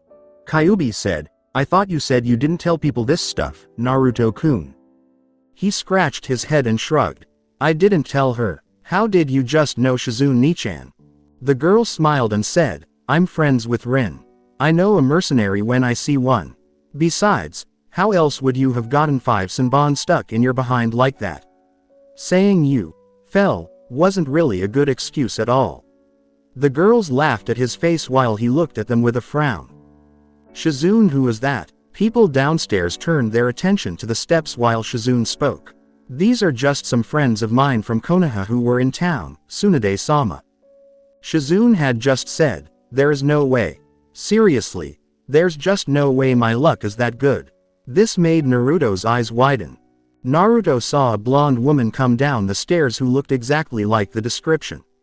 She looked at him and Kyuubi with disapproval and said, "You're friends? Shizune, these kids look less than half your age."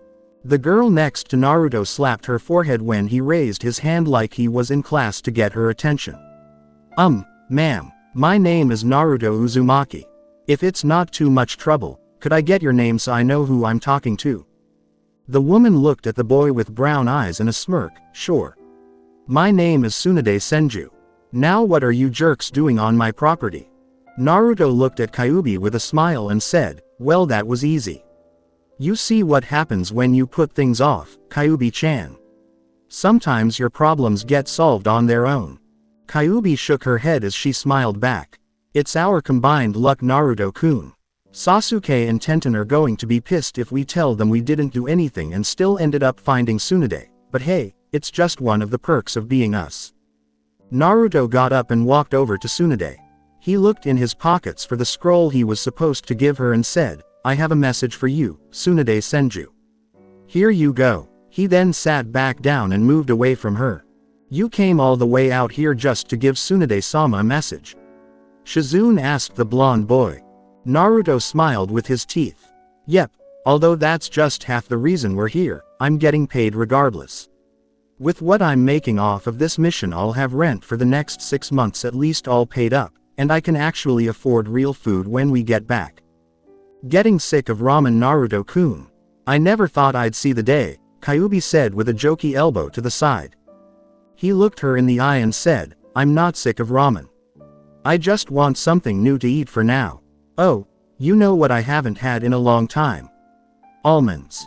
Almonds, Naruto-kun. That's weird, Shizune said with a sweaty face. When Naruto closed his eyes, he thought, yep, almonds, chocolate milk, and beef jerky.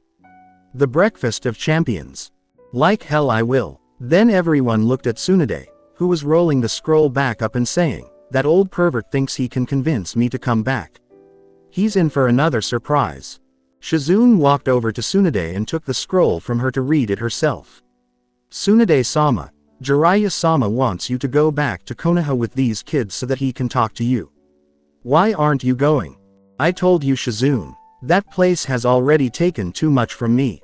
I won't go back there again, Tsunade said as she left the room and went to the kitchen. It looks like this Jiraiya person just wants to talk. He's not asking you to stay there or anything.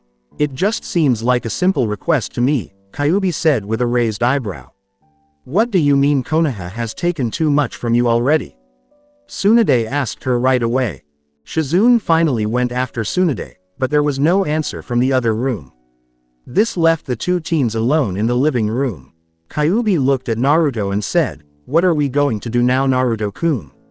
You delivered the scroll, which was really the only thing that you had to do to complete the mission. Are we going to head home now? Naruto said, no, if I head back without even trying to get this lady to come with us, I'll get my butt chewed out when I return. It was listed as an objective for a reason, even if it is secondary. Ero Sennin sent me on this, he requested me personally for this. And as weird as it is, I don't think he would have sent me if he didn't think I could do this. Even though Kyuubi didn't like what he said, she still agreed, so how are we going to do this? She doesn't seem interested in coming with us at all. Naruto sighed and ran his hand through his hair. I don't know. This lady doesn't seem like the type to change her mind about things too easily at all. I mean, not even Shizune Nichan can get her to give going back a chance. Naruto could hear what the two women talked about in the other room because he had better hearing. Naruto grabbed Kyuubi's cell phone before she could make a call. What are you doing? I was going to call Sasuke and Tenten and tell them that we found Tsunade, he asked. Naruto shook his head no. I have a feeling that having even more people trying to convince Bachan in there to go to Konoha won't end well for any of us. If we bring them into this now, then who knows what will happen.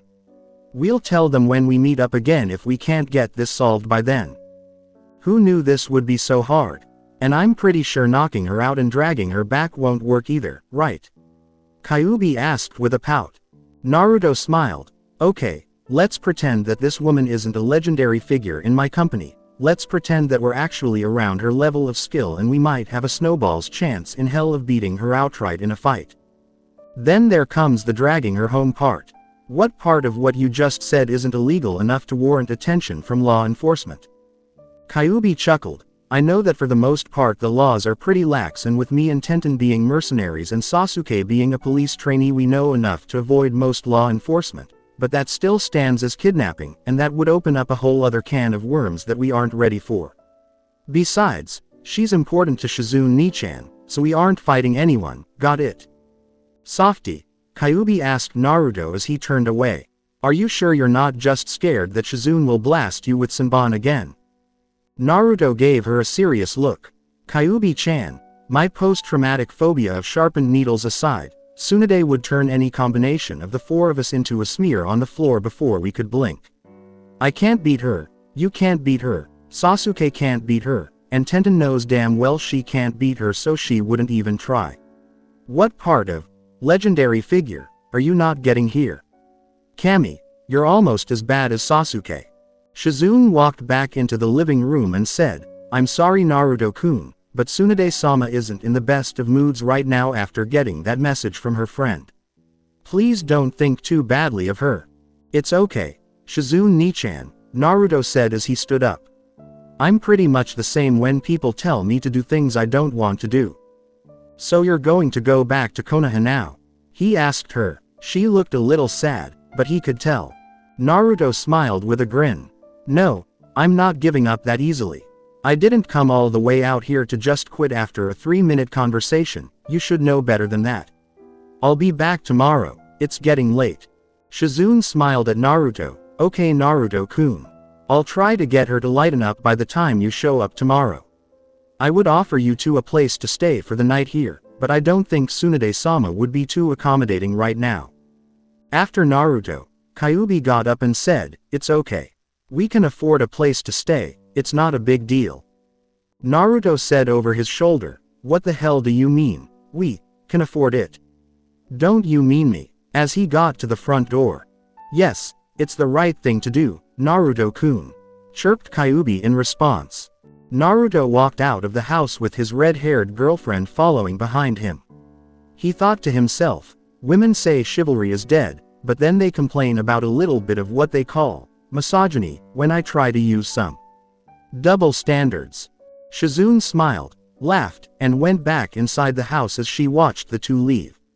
Naruto and Kyuubi called Sasuke and Tenten and told them to meet them on the main street to find a hotel for the night. They had just left Tsunade's house. The half-demon pair had to hold back huge grins when they heard that Sasuke and Tenten had searched the whole town 3 times for the same woman, but they hadn't even tried to find her. Even after they found a place to stay and paid for a room for the night, they didn't say anything. The rooms were next to each other, so Naruto and Kyuubi tried to go into one together. Tenten pushed Kyuubi out, and Sasuke pulled him next door. Naruto's best friend with black hair threw him into the empty room and yelled, cockblocker. During the attack, Sasuke couldn't help but shiver as he said, don't do that again. It's weird seeing a guy who can cut a tree in half with his bare hands pouting on the bed like a 5-year-old. Naruto looked at him. I finally get Kyuubi-chan away from her obsessive dad, who I swear to Kami can literally smell when the mood starts heating up between us, and you keep me out of her hotel room. You're a bastard, an evil, evil bastard. It was either make you miserable by dragging you in here, or I'd be miserable in a room with Tenten, who would slap me if I even looked at her the wrong way. Sasuke shook his head and sat down on his own bed. Naruto smirked. Wrong way. Maybe it could be the right way if you played your cards right, deputy. It seems to me that you don't despise my weapon-loving partner as much as the members of the opposite sex that you're used to seeing. Sasuke said, get over yourself. It's nice to be around a girl my age that doesn't automatically want my pants off for once. She's actually pretty cool, it's too bad we wasted the entire day though. It's like no one knows who this Tsunade woman is. Naruto smiled as he heard a shout from next door that sounded just like Tenten. Hey Sasuke, you should know that Kyuubi-chan and I did all that nonsense today looking for Tsunade. We pretty much blew the whole thing off and just messed around all day, he said. When that was said, Sasuke's face turned angry, and the fact that he subconsciously used his Sharingan made it even funnier. He smiled and pointed at Sasuke. Hey Sasuke. You unlocked your second Tomo. Sasuke yelled at Naruto, you asshole. That's why you split us up the way you did. Because you knew whichever one of us you took would have made you actually work. Naruto said, yes I did. But hey, we still found Tsunade, so we actually accomplished more than you did today. How does that make you feel? Sasuke tightened his fists, angry. You were just being a lazy ass and you did something that I had been trying to do for several hours. Naruto put his fingers under his chin and said, I see. Now, what do you really want to do? I want to cut you so badly right now. You did something like that without even trying. It makes me so mad, Sasuke said as he lay down on his bed. At this point, Naruto took out a pen and paper and began writing, Do you think this emotion is coming from somewhere in your past? Maybe something with someone you know. Sasuke said, Well, I'd say it has mostly to do with my brother. He's so good at so many things. I just feel inadequate sometimes. I try not to compare myself to him, but it's hard. Sometimes it seems like he isn't even trying. The other day wait, why the hell am I telling you this? Naruto smiled at him and asked, Because you wanted to talk to your best friend. This made Sasuke shake his head. What were we talking about? Naruto asked, Why do you think Itachi is so much cooler than you? Sasuke said, No, you idiot, before that. Oh, you asshole, you found Tsunade and you couldn't fucking pick up a phone. I swear, we went into every casino, every backstreet game, every bar, and we didn't find a damn thing. Did you ever even ask for an address? Naruto asked him with a blank look. Before he could yell at him, Sasuke stopped and thought, No. But you said she gambled a lot. Where else would a gambler be but in casinos? Naruto said, She doesn't live at the fucking casinos, dumbass, she has a house. I guess I'll take you with me tomorrow instead of Kyuubi-chan. The young Uchiha didn't understand. Why not take everyone? Didn't Tenten want to meet this woman anyway? Naruto said, Nope, that won't work. She doesn't want anything to do with Konoha.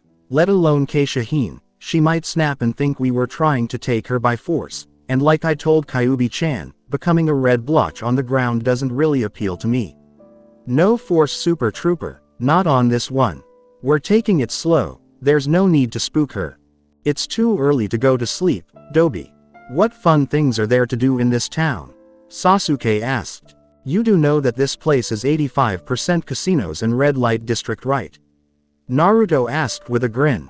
He said, Duh, I've only been walking through it all day. Come on, let's go find something to do. The girls will be fine, they aren't going anywhere. Naruto hummed to himself as he paced and stroked his chin. Stay in a boring hotel room with bad hotel cable TV, or go out in a strange town with Mr. Stick in the Mud himself, Sasuke Uchiha. A sarcastic Sasuke said, Geez, you made both options seem so appealing. He made his way to the door without much of a fuss. He opened the door, put his hands in his pockets, and left the room. He turned around to see Naruto following him and said, I thought you weren't coming. Naruto joined Sasuke in line with a scoff. Like I'm really going to let you go out into the adult entertainment capital of Hino Kuni without someone watching your back, you street green motherfucker. Who knows what you'd get into without me? I don't feel like having your mom beat my ass because I let you go off and catch crabs because you wanted to hook up with a prostitute with a package. I can tell the difference, you jerk, Sasuke glared at him. He turned away with a smirk and said, I know. I hate you. I bask in your hate, deputy. The two boys walked through the streets of Tanzakugai at night, taking in the sights. It had been kind of fun for them to walk around town. Naruto and Sasuke laughed and jaywalked across the street, dodging cars. Did you see that pimp in the purple suit back there? Amazing. They really walk like that? Naruto asked. The blonde friend and Sasuke wiped their eyes and laughed. See him? Did you hear what he said to you when you stared at him? I ain't walking the stroll, little kid. You'd better turn that look of yours to one of my hoes before I cut you into sirloin tips. Sasuke asked in the pimp's voice, was he serious? Naruto's laughter stops, and he stands up again. Ah, pimps. One of the most prestigious jobs in the city. Let's go make some money, Tem. Money. We're going to gamble. I only brought about 2,000 ryo for the trip, Naruto. We don't have the cash to waste on chance, Sasuke said with a raised eyebrow. Naruto said, I'm infected by your ignorance, deputy. I'm not talking about spending the money on bullshit like poker or roulette or some other shit. despite the fact that unlike you I would actually be good at those things, but that's beside the point. Follow me, and more importantly, shut the hell up until we get to where we're going. Naruto and Sasuke went into a less fancy casino and started to make their way to the bar. The poor conditions made Sasuke ask, how are we going to make money in this shithole? We should have gone to a bigger casino. If it hadn't made Sasuke suspicious, Naruto sighed and said, Sasuke, please shut up. Let the urchin handle it. I promise we'll be rich by dawn. When they got to the bar and stopped in front of the bartender, Naruto smiled like a fox and asked, how are you guys? Take it somewhere else, boys, the bartender said with a frown as he looked at the two boys. This place checks ids. Sasuke tried to get Naruto to leave by pulling on his arm, but Naruto just turned around and stopped him. He smiled again and said to the bartender, I'm sure you do. You look like you have your liquor license and all, but I don't care about that. My broody friend and I want to join your action in the basement. People behind the bar knew they were serious. Naruto was, but Sasuke just looked confused. He thought about calling the police, but he knew the kids were only there for fun. You're all too young to fight anyway. Naruto groaned. Yes, because the entire process is such a legal practice anyway. Having underage kids doing it would be such a significant difference. They couldn't have been cops or anything, right? The man looked at them and nodded his head up. He then left the bar area and told the boys to follow him.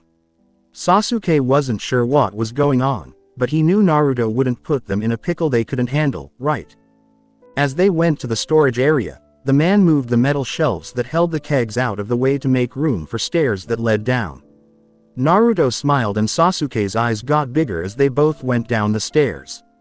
The man then closed the door behind them and left them to go down alone. When they got to a big door, Naruto banged on it, and two dark eyes looked at them with suspicion. What the fuck are you brats doing here? Naruto said, let us in before we kick your ass and just come in anyway. The man behind the door chuckled, yeah right kid. This door is reinforced with steel, I'd love to see you try and get past it. Now go away, maybe you can come back when your balls drop. Both boys got tick marks on their heads. Can I? Sasuke asked Naruto. Sitting next to the door, Sasuke moved toward it and hit Naruto in the eyes with his fingers through the hole. When someone behind the door let out a painful yell, Sasuke moved to let Naruto kick the door off its hinges. The man kept his eyes on the ground as the two boys walked inside. It was a pretty long hallway, and as they walked down it, Naruto smiled and said, yeah, the door is reinforced. Too bad the hinges aren't, you cheap motherfuckers. The sound of loud music got louder as they went. They finally got to a curtain and walked through it to get to a place that looked like a club.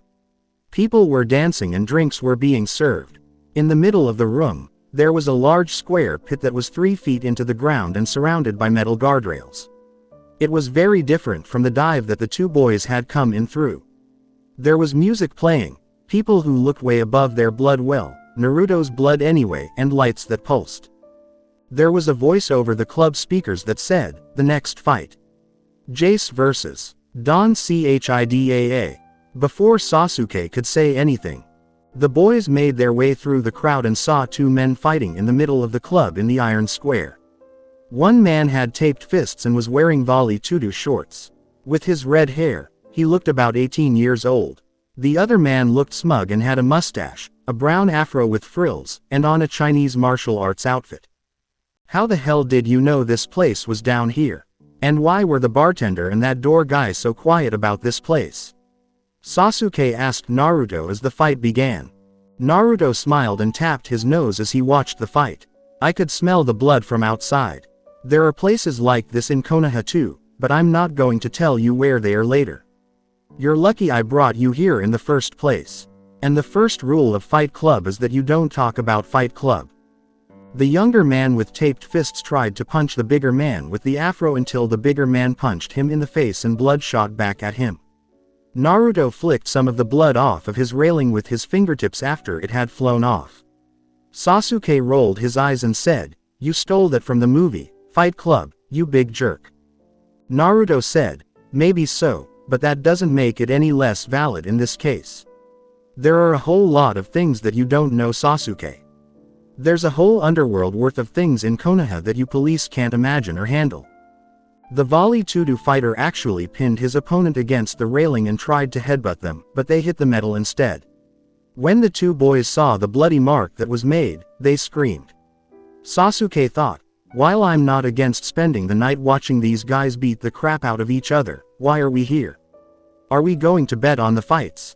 Naruto looked upset. Oh hell no. Do you know how much of this shit is fixed? And another thing, if this is your first night at Fight Club, you have to fight. As the fight moved past the two boys, Sasuke hit himself on the head.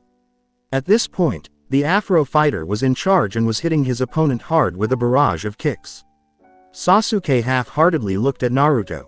Stop stealing lines from that movie. Yes, Brad Pitt was a total badass in it. Yes, Edward Norton beat the shit out of that one guy. And yes, I remember you walking around school shirtless in a fur coat and sunglasses for a month after you saw it, but this is different. Naruto looked at him. This is how we're going to make our money, Tem. They pay the winners, and if you don't volunteer or get pushed into this, then how do you think they find fighters? One of us is going to fight and win to get paid before getting out and betting on the other. We're going to keep winning, and we'll alternate every fight. We clean this place out, and get to train a little bit in full contact fights while we're here. It builds character. The announcer said, the winner of the match. Don Chidaa. Before Sasuke could say anything else, the Afro man didn't look hurt as two big men in black shirts picked Jace up from the floor and took him out of the ring. Sasuke had to agree that he did want to check his skills against real fighters, and Naruto seemed sure that they could win. Do we have any new blood in the house tonight that want a challenge? The announcer yelled again. Sasuke shook his head and jumped over the rail. We have a challenger. What's your name? Money. Money. Sasuke. Sasuke asked with a raised eyebrow. All right folks, next we have Don Chidaa versus the new kid, Sasuke. Sasuke walked over to Naruto and asked, what is it, Naruto? Naruto pulled him close through the lower bars where he was crouching and said, no jutsu. We don't want to burn down the place or get caught cheating. Sharingan is fine, though, because we can't afford to lose. Oh, and watch out. Naruto quickly pushed Sasuke out of the way so that he wouldn't get hit in the back of the head with an axe. It hit the bars instead. Don Chidaa gave Naruto a mean look, but Naruto just smiled and waved, saying, I don't know why you're staring at me. The fight is over there. Naruto took a Uchiha fist to the face, which sprayed blood back into his face.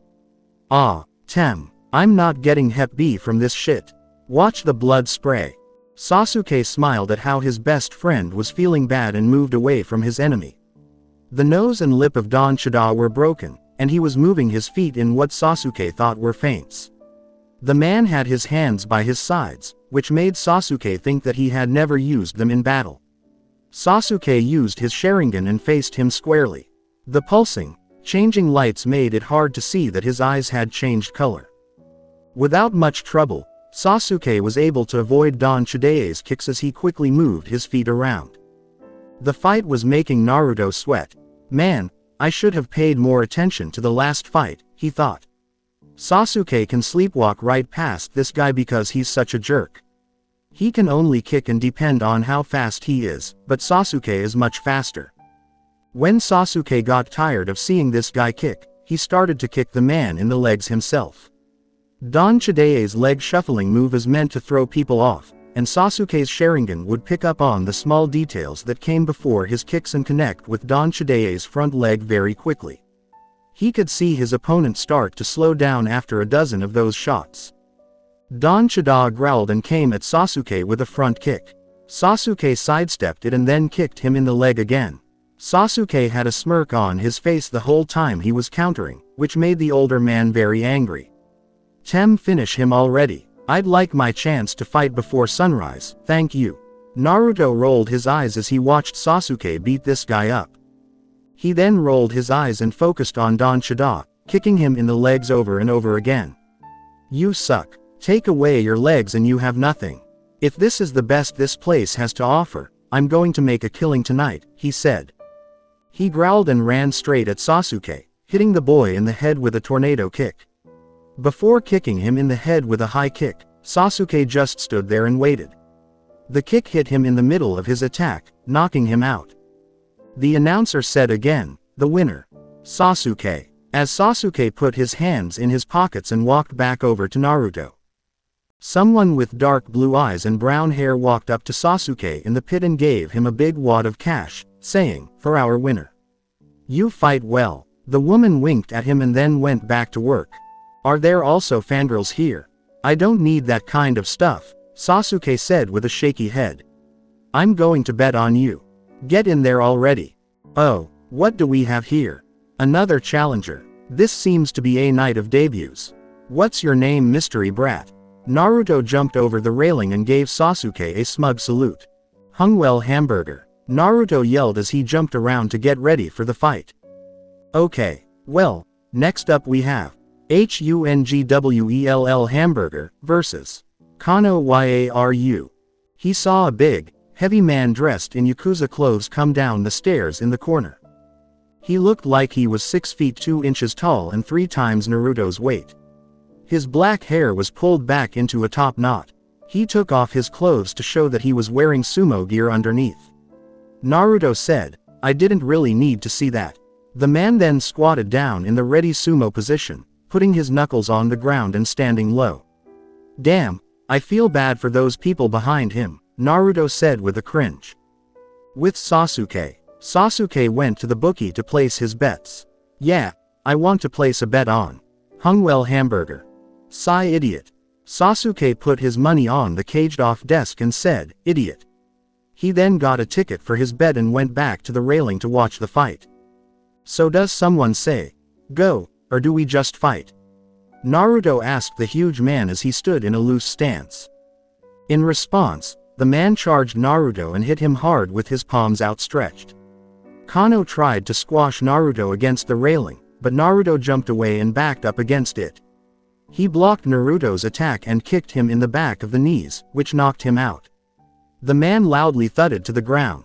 He felt his ribs break under his heel after getting hit with a capoeira axe kick to the chest. Kano's mouth was bleeding from the force of the kick, and he sat up quickly while holding his torso, only to take a knee to the face that made blood spray as he stood up.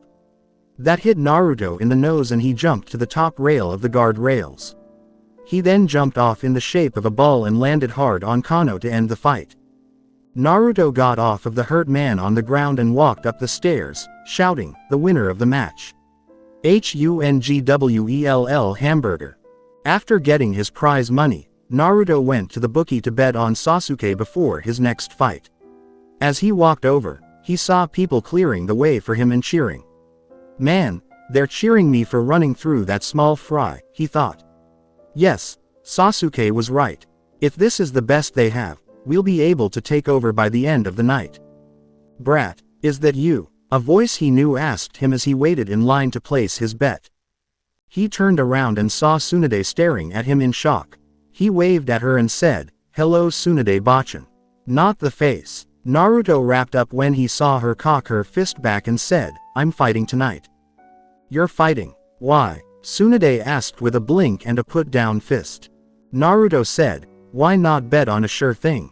If you're betting on the next fight, bet on Sasuke Uchiha, then bet on Hungwell Hamburger." She tried it out in her mouth and asked, "Who the hell is Hungwell Hamburger?" As he walked by, a random person said, "Oh my Kami. It's Hungwell Hamburger." They were amazed by Naruto. Naruto smiled, winked, and then turned to face the bookie. It was his turn to wait in line. Naruto put his money on the table and said, 10,000 on Sasuke to win. He then took the ticket and used the money to pay for everything. "And the lady behind me also bets all of this on Sasuke," he said. Tsunade grabbed Naruto by the collar and said, "Thank you. Why shouldn't I turn you into paste right now, brat?" Tsunade asked with clenched teeth. He got back up and dragged her to the edge of the railing to watch the fight. Well, the end of the fight, since Sasuke's opponent rushed him right as the announcer started the action. Sasuke punched his opponent in the stomach, which knocked him out, and then slammed his opponent face first into the concrete. The man's face was covered in blood, and he was lying still. Sasuke just walked away, collected his prize money, and then went to bet on Naruto for the next fight. Naruto smiled and said, "Go get our money, Tsunade-bachan." Tsunade looked at the boy with black hair walking away and then back at Naruto. "Place another bet on me while you're at it, because I'm next." The blonde woman ran so fast to the betting table that he thought he saw a ghost. Tenten and Kyuubi are with them. Tenten yawned as she lay in bed and said, "Naruto might be right. I agree, cable TV is bad now that I think about it. What happened to original shows? There are so many reality shows now." Kyuubi turned his attention back to the TV and said, "Naruto-kun hates reality TV too. What's wrong with you thieves? Why don't you like reality TV?" The girl with red hair got a mean look from Tenten. Reality isn't a guy running on top of a building trying to catch expensive stuff before it falls off, he said. For most people, that might be cool, but for us, things are much better than that. When you're bored, who wants to watch that? We can have more fun if we go to work. What do you think Naruto and Sasuke are doing right now anyway? Kyuubi asked with a bang in her face. I heard them leave a few hours ago, but what are they allowed to do in this town? Tenten let out a shrug. Legally, nothing. Casinos don't really let kids gamble, and they can't legally get alcohol either.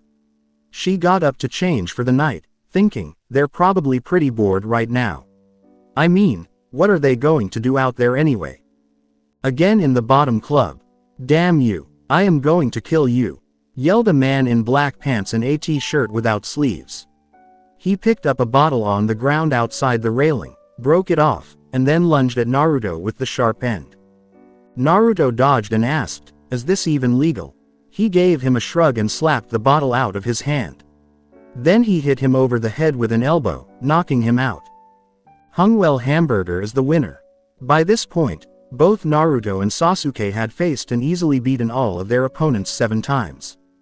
Sasuke had it so easy because no one was fast enough to avoid being telegraphed by his Sharingan, which made easy counters easy for the much faster Uchiha. Naruto, on the other hand, was just a bulldozer.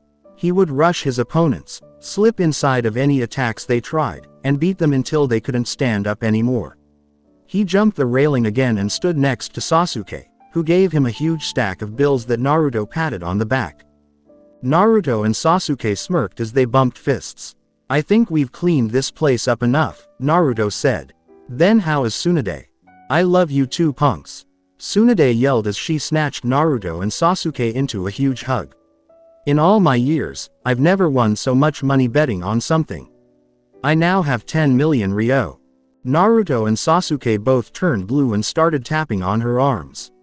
Sasuke was the only one who could make out words while being choked. Tsunade-san. Air. Can't breathe. His eyes were rolling back in his head. When she realized she was killing them, she dropped them both and said, sorry boys. Naruto quickly took a deep breath in while on his knees and said, no problem. We're alive, and that's all that matters. All right, ladies and gentlemen. As an extra challenge tonight, the house champion wants to play a match with either of the new players. Please make your way to the ring, our new ASSKICKERS. Well, it looks like we've finally stepped on a few toes out here, Naruto said with a raised eyebrow. Deputy, you're awake, he yelled when he turned around and saw Sasuke passed out next to him. You choked Sasuke to death. He didn't receive a reply or a shot to the head, so he looked around. Bachan. Tsunade rushed through the crowd and yelled, brat. With stars in her eyes, she reached out and pulled Naruto to his feet. The odds against one of you winning this fight are crazy. I blamed you for everything. You win, and I'll always owe you. Naruto looked surprised and asked, damn, what are the odds? Tsunade quickly shook him and said, it's 122 to 1 that you get your behind kicked. I will always love you if you beat this guy up. If you lose, I'll heal you up so I can beat your behind again before killing you in the most painful way possible. He smiled at her and shook her off. Heal deputy for me, and make sure he's awake when I end the fight, he said. Naruto jumped back into the ring to start the announcements. Tsunade nodded. If the best guy in here is fighting me, that means the guys running the show want us to be knocked out, so we might need to leave quickly. It's time. The rookie phenom Hungwil Hamburger is going up against our unbeaten champion, Aoi Rokusho, who used to be an elite soldier. When Naruto heard the words, elite mercenary, he turned pale. This was a whole new game. He looked at a man with dark green hair, purple eyes, a smirk on his face, and a sleeveless one-piece jumpsuit. He had a sword sheathed and another stick on his back. Aoi laughed at the boy in front of him and said, "You've been making a lot of noise this evening, boy. We're sorry, but this is the end of the line for you. You can't beat me." Naruto buffed up his cockiness again and smiled at his opponent. "So you're a hired gun. What business did you work for? An aspiring mercenary, huh?" Aoi asked with a mean grin. "I used to work for Keisha-hine, but I got tired of taking orders, so I quit. But I didn't leave without taking a little something to mark my departure." Naruto narrowed his eyes. This guy swindled his company, stole their secrets, and ran away without breaking any of their contracts. That hit home with the blonde warrior. Naruto no longer felt afraid of facing an experienced opponent, now he only wanted to hurt Aoi. He sat down in a loose stance while Aoi took a more rigid one. Naruto ran in a zigzag pattern until he was close enough to attack. He jumped and kicked off the low wall to throw a Superman punch, but Aoi blocked it. Then she hit back with a backhand, but Naruto dove under it to try to sweep her. Aoi stooped low to counter the sweep's force, grabbed Naruto's leg, and punched him in the face. Naruto rolled backwards and jumped back to his feet just in time to see Aoi brandish and throw out a handful of Senbon, which Naruto dodged with ease. The shots hit the metal around the ring and bounced off. What is it with this mission and Senbon? Naruto growled and glared at Aoi. It will be too soon if I never see one of those things again, I swear. The smug look on Aoi's face turned wide as he said, "Ah, so this mission was meant to come after me. They sent one out after waiting long enough." He laughed and said, "Someone has a very high opinion of himself. It's my pleasure to meet you, but you are not my task. You are only a bonus that I will check in on when I return." From the sidelines, Tsunade picked up one of Aoi's discarded Senbon. As it flew off the ground, she could see a wet mark on the concrete. "He's using poison. Isn't that against the law?" Naruto got ready for another attack. "I just fought a guy who hit me with a broken bottle," he said. "In this place, I don't think rules are quite that important." "Good to know, that means I can cut you to ribbons," he said. Then he ran back in and faked a jab before launching a spin kick that hit Aoi in the face. Naruto then hit Aoi in the kidneys with sharp blows that made him groan in pain. Aoi then tried to block Naruto's wild spinning back elbow and grabbed him by the hair, throwing a series of brutal punches to the back of his head that knocked out the former company man. Aoi tried to hit Naruto in the groin with a low kick, but the blonde moved his knee to block it. This threw Naruto off balance, which let Aoi get away. Naruto laughed at Aoi as he got farther away. "Some elite you're turning out to be. Do you know any jutsu at all?" Aoi punched Naruto in the face, but Naruto lowered his head so the blow would hit him on the forehead, which is probably the thickest part of the skull. Aoi then pulled his painful hand back, giving Naruto a clear shot at his face. The blow hit him so hard that the grown man turned around. The way Naruto fought made Tsunade shake her head. He's like a brawler with a high fight IQ. 3 times, Naruto slammed Aoi face first into the metal barrier. The sound of a human skull bouncing off of metal echoed through the club, making everyone cringe. Aoi finally blocked one of the slams and growled at Naruto while blood ran down his face and covered it with a red mask. He shot his head backwards and hit Naruto in the face with a headbutt that fell him off and broke the boy's nose. Aoi took the stick off of him and opened it up to see that it was an umbrella. "Enough of you. Die. Good morning. Senbon Senbon rainstorm." He threw his umbrella into the air, making it spin quickly. Tsunade was used to seeing this, so he yelled, "Everyone get away." As the umbrella started to shoot quickly in all directions, people ran away, and many were hit by stray needles. Tsunade grabbed Sasuke and pulled him down behind an overturned table. This finally woke up the Uchiha, and as he slowly opened his eyes, he saw that everyone was scared. "What the hell is going on?" he asked. Naruto had a big combat knife in his hand and was quickly dodging and blocking anything that came close. When the rain stopped, Aoi grabbed his umbrella and laughed at how much trouble he had caused. I see you lived through one of my best jutsu. You can avoid things really well. When he heard the man scream in pain, Naruto laughed and said, I can see that you aren't. The man then pulled the blade out and threw it back at Naruto, who caught it with his hand and licked the blood off of his wound. He gave Aoi a bloody smile and flipped the weapon in his hand as he walked closer to the man. Before jumping over the barrier and running away, Aoi moved away from Naruto and said, I can see that this is one battle that isn't worth fighting. Someone said over the speaker, it seems like one of the competitors left the ring. I guess this is a no contest. He got a tick mark on the head and said, like hell we are. Get back here, you B***tch. Naruto immediately chased after Aoi Rokusho as she ran away. Naruto followed Aoi closely as she ran through a dark hallway. When they got to the stairs, Aoi rushed up them and through the door at the top. This apparently led to a different, much fancier casino than the one Naruto had come in through. Aoi jumped the bar they came out from behind, and Naruto stopped right there, picked up a shot glass, and threw it at Aoi. The glass hit Aoi in the back of the head and sent him flying into a row of slot machines. Naruto jumped the bar and ran to attack Aoi again, but she swung a sword at him that looked like it was glowing yellow. Naruto looked at the blade in Aoi's hand and asked, is that a fucking lightsaber?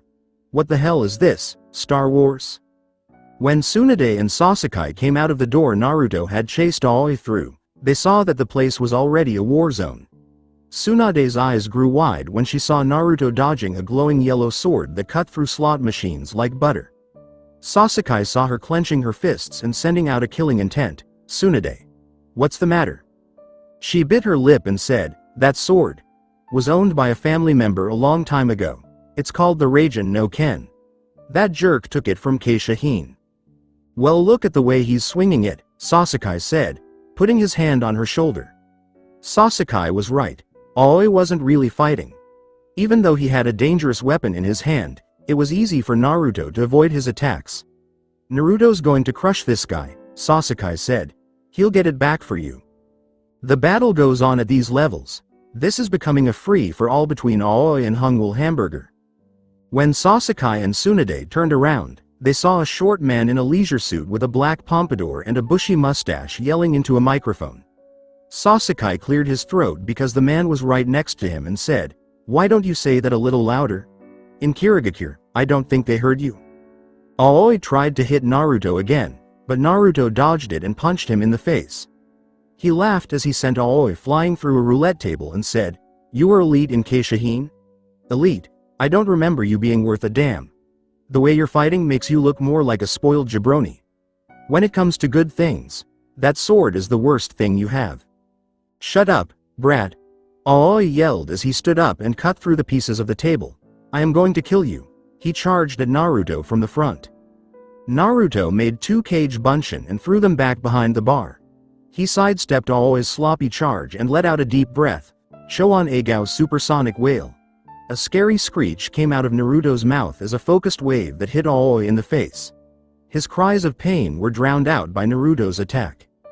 What the hell is that fucking brat doing making that noise? Tsunade and Sasuke asked with clenched teeth. When Naruto saw Aoi fall to his knees, panting heavily but still holding the sword, he stopped his attack. At the same time, Naruto's clones were quickly drinking all the alcohol they could get from the bar. When they were so drunk that they were belching and swaying in place, they let out a water release called liquid bullets. The clones threw out balls of brown liquid instead of the usual blue color. These balls hit Aoi and knocked him into a wall, which freed the Raijin no Ken from his grip. Aoi spat blood at Naruto and said, is that all you've got, you brat? You all bark. You have no chance of walking away from this, Naruto told him with a cold look. You can't run or fight because you threw off your natural balance by holding Choan Agao for so long. As Naruto formed Kitsune Bai on one of his fingertips, he said, if you really were a Keisha-hine mercenary, then you should know how we dispose of our dead bodies. No. Please no. Let me live, Aoi screamed in fear. You're a coward, a deserter, a cruel scoundrel, and a thief, Naruto said with a shaky head. I've heard of you.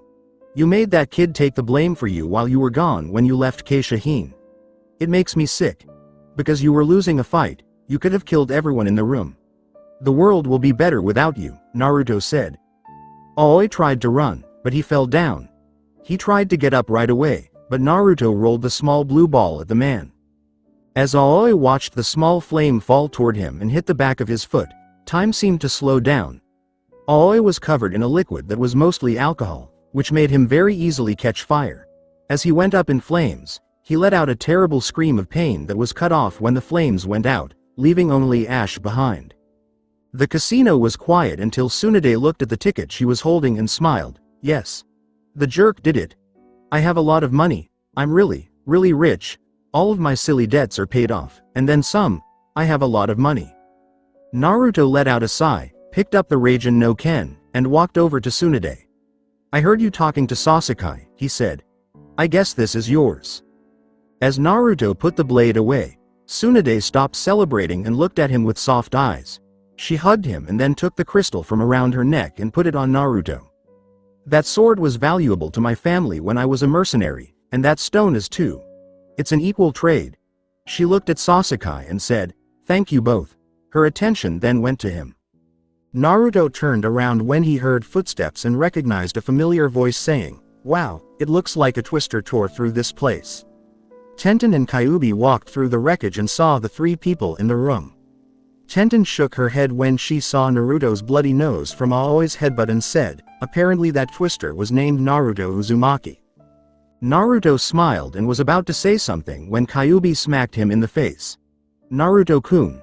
Are you okay? I thought you were in a fight because I heard you using Chowan Agao from the hotel. Yep, we're fine, Naruto said with a smile. Me and the deputy were just having fun in Tanzaku Guy's nightlife. And look, we met someone. The girls looked over and saw Tsunade standing next to Sasuke. Tenten let out a fangirl squeal and ran over to her, vigorously shaking her hand. Sasuke walked over and picked at his bloody knuckles with his fingernails. Well, this was a productive night. We made a shitload of cash, got into a bunch of fights, and best of all, no one made me bleed my own blood. It's almost 3 in the morning, so I'm going to bed. Naruto saw his friend sneak out of the destroyed casino and leave. He then turned back to Tsunade, who was busy with Tenten quizzing and bothering her. He put his arm around Kyuubi's waist and walked away, calling out, Hey Tsunade-ban. We're going home. Don't bother her, we'll see her tomorrow. Tenten reluctantly pulled away, but she remembered that Kyuubi had told her that she and Naruto had found her house earlier that day, so she knew he wasn't lying. She told him she'd see her tomorrow, and she ran to catch up with her friends as they all left. And the winner of the match, Hamburger with no hunger. When Tsunade heard the voice, he screamed and grabbed the announcer, dragging him back downstairs. You're helping me cash this out, you little jerk. The next day, when the group from Konoha arrived at Tsunade's house the next morning, they were greeted by a happy Shizune.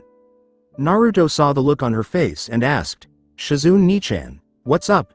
You look like you're thrilled about something today. Thank you both, Shizune said as she hugged the two boys in the group. You two helped Tsunade-sama and me a lot last night. She told me what you two did, and she really likes you too. She then left them downstairs and went upstairs to do her own thing. Not long after, they saw Shizune come back downstairs with a bunch of suitcases and put them by the front door. Before anyone could ask what was going on, someone yelled from outside, Shizune. As everyone left the house, they saw Tsunade standing in front of a brand new Volkswagen Jetta. She looked at the kids and said, What? I'm not going to walk to Konoha. Also, I won a crazy amount of money last night, right? As Tenten walked out in front of everyone else, her eyes lit up. Tsunade-sama, you're really coming with us to Konoha? That's great. Yes, Tsunade said with a smirk. The blonde brat here and Sasuke really helped me out. I always pay back what I owe, no matter how long it takes. This one shouldn't be too hard to pay back after what Naruto asked me to do yesterday. I can hold it together in Konoha long enough to hear what Jiraiya has to say. While Shizune grabbed the suitcases, Naruto jumped behind to help her. The two of them threw the bags into the trunk together. Naruto then smiled and asked Tsunade, Are you going to stop gambling now that you're safe? In your profile, it said that you were bad at it and had a lot of debt. Those debts are now gone. Don't worry, brat, Tsunade said as she ruffled Naruto's hair. I'm only going to bet on sure things from now on. Who wants to ride with me back to Konoha? Or would you all rather take the bus? The kids tried to rush into the backseat as soon as she was done talking, but they cursed at each other and couldn't fit. Tenten finally yelled for everyone to quiet down and started to direct traffic. She got in first, which Sasuke didn't like until the brown-eyed girl gave him a look that stopped him. She then told Naruto to sit down and Kyuubi to sit on his lap. Sasuke was the last person to get in, and to her surprise, everyone fit. Wow. That was really easy, Naruto said as he moved his girlfriend around on his lap. Shizune got in the driver's seat and Tsunade sat in the passenger seat. They drove to Konoha and talked and got to know each other until Sasuke finally spoke up. So Tsunade. I have a question I've been dying to ask, but Naruto told me not to. Since we have a long drive ahead of us, I'll ask you now. What do you know about Orochimaru the man? I will continue the story in next part. Till then, we weeb offline.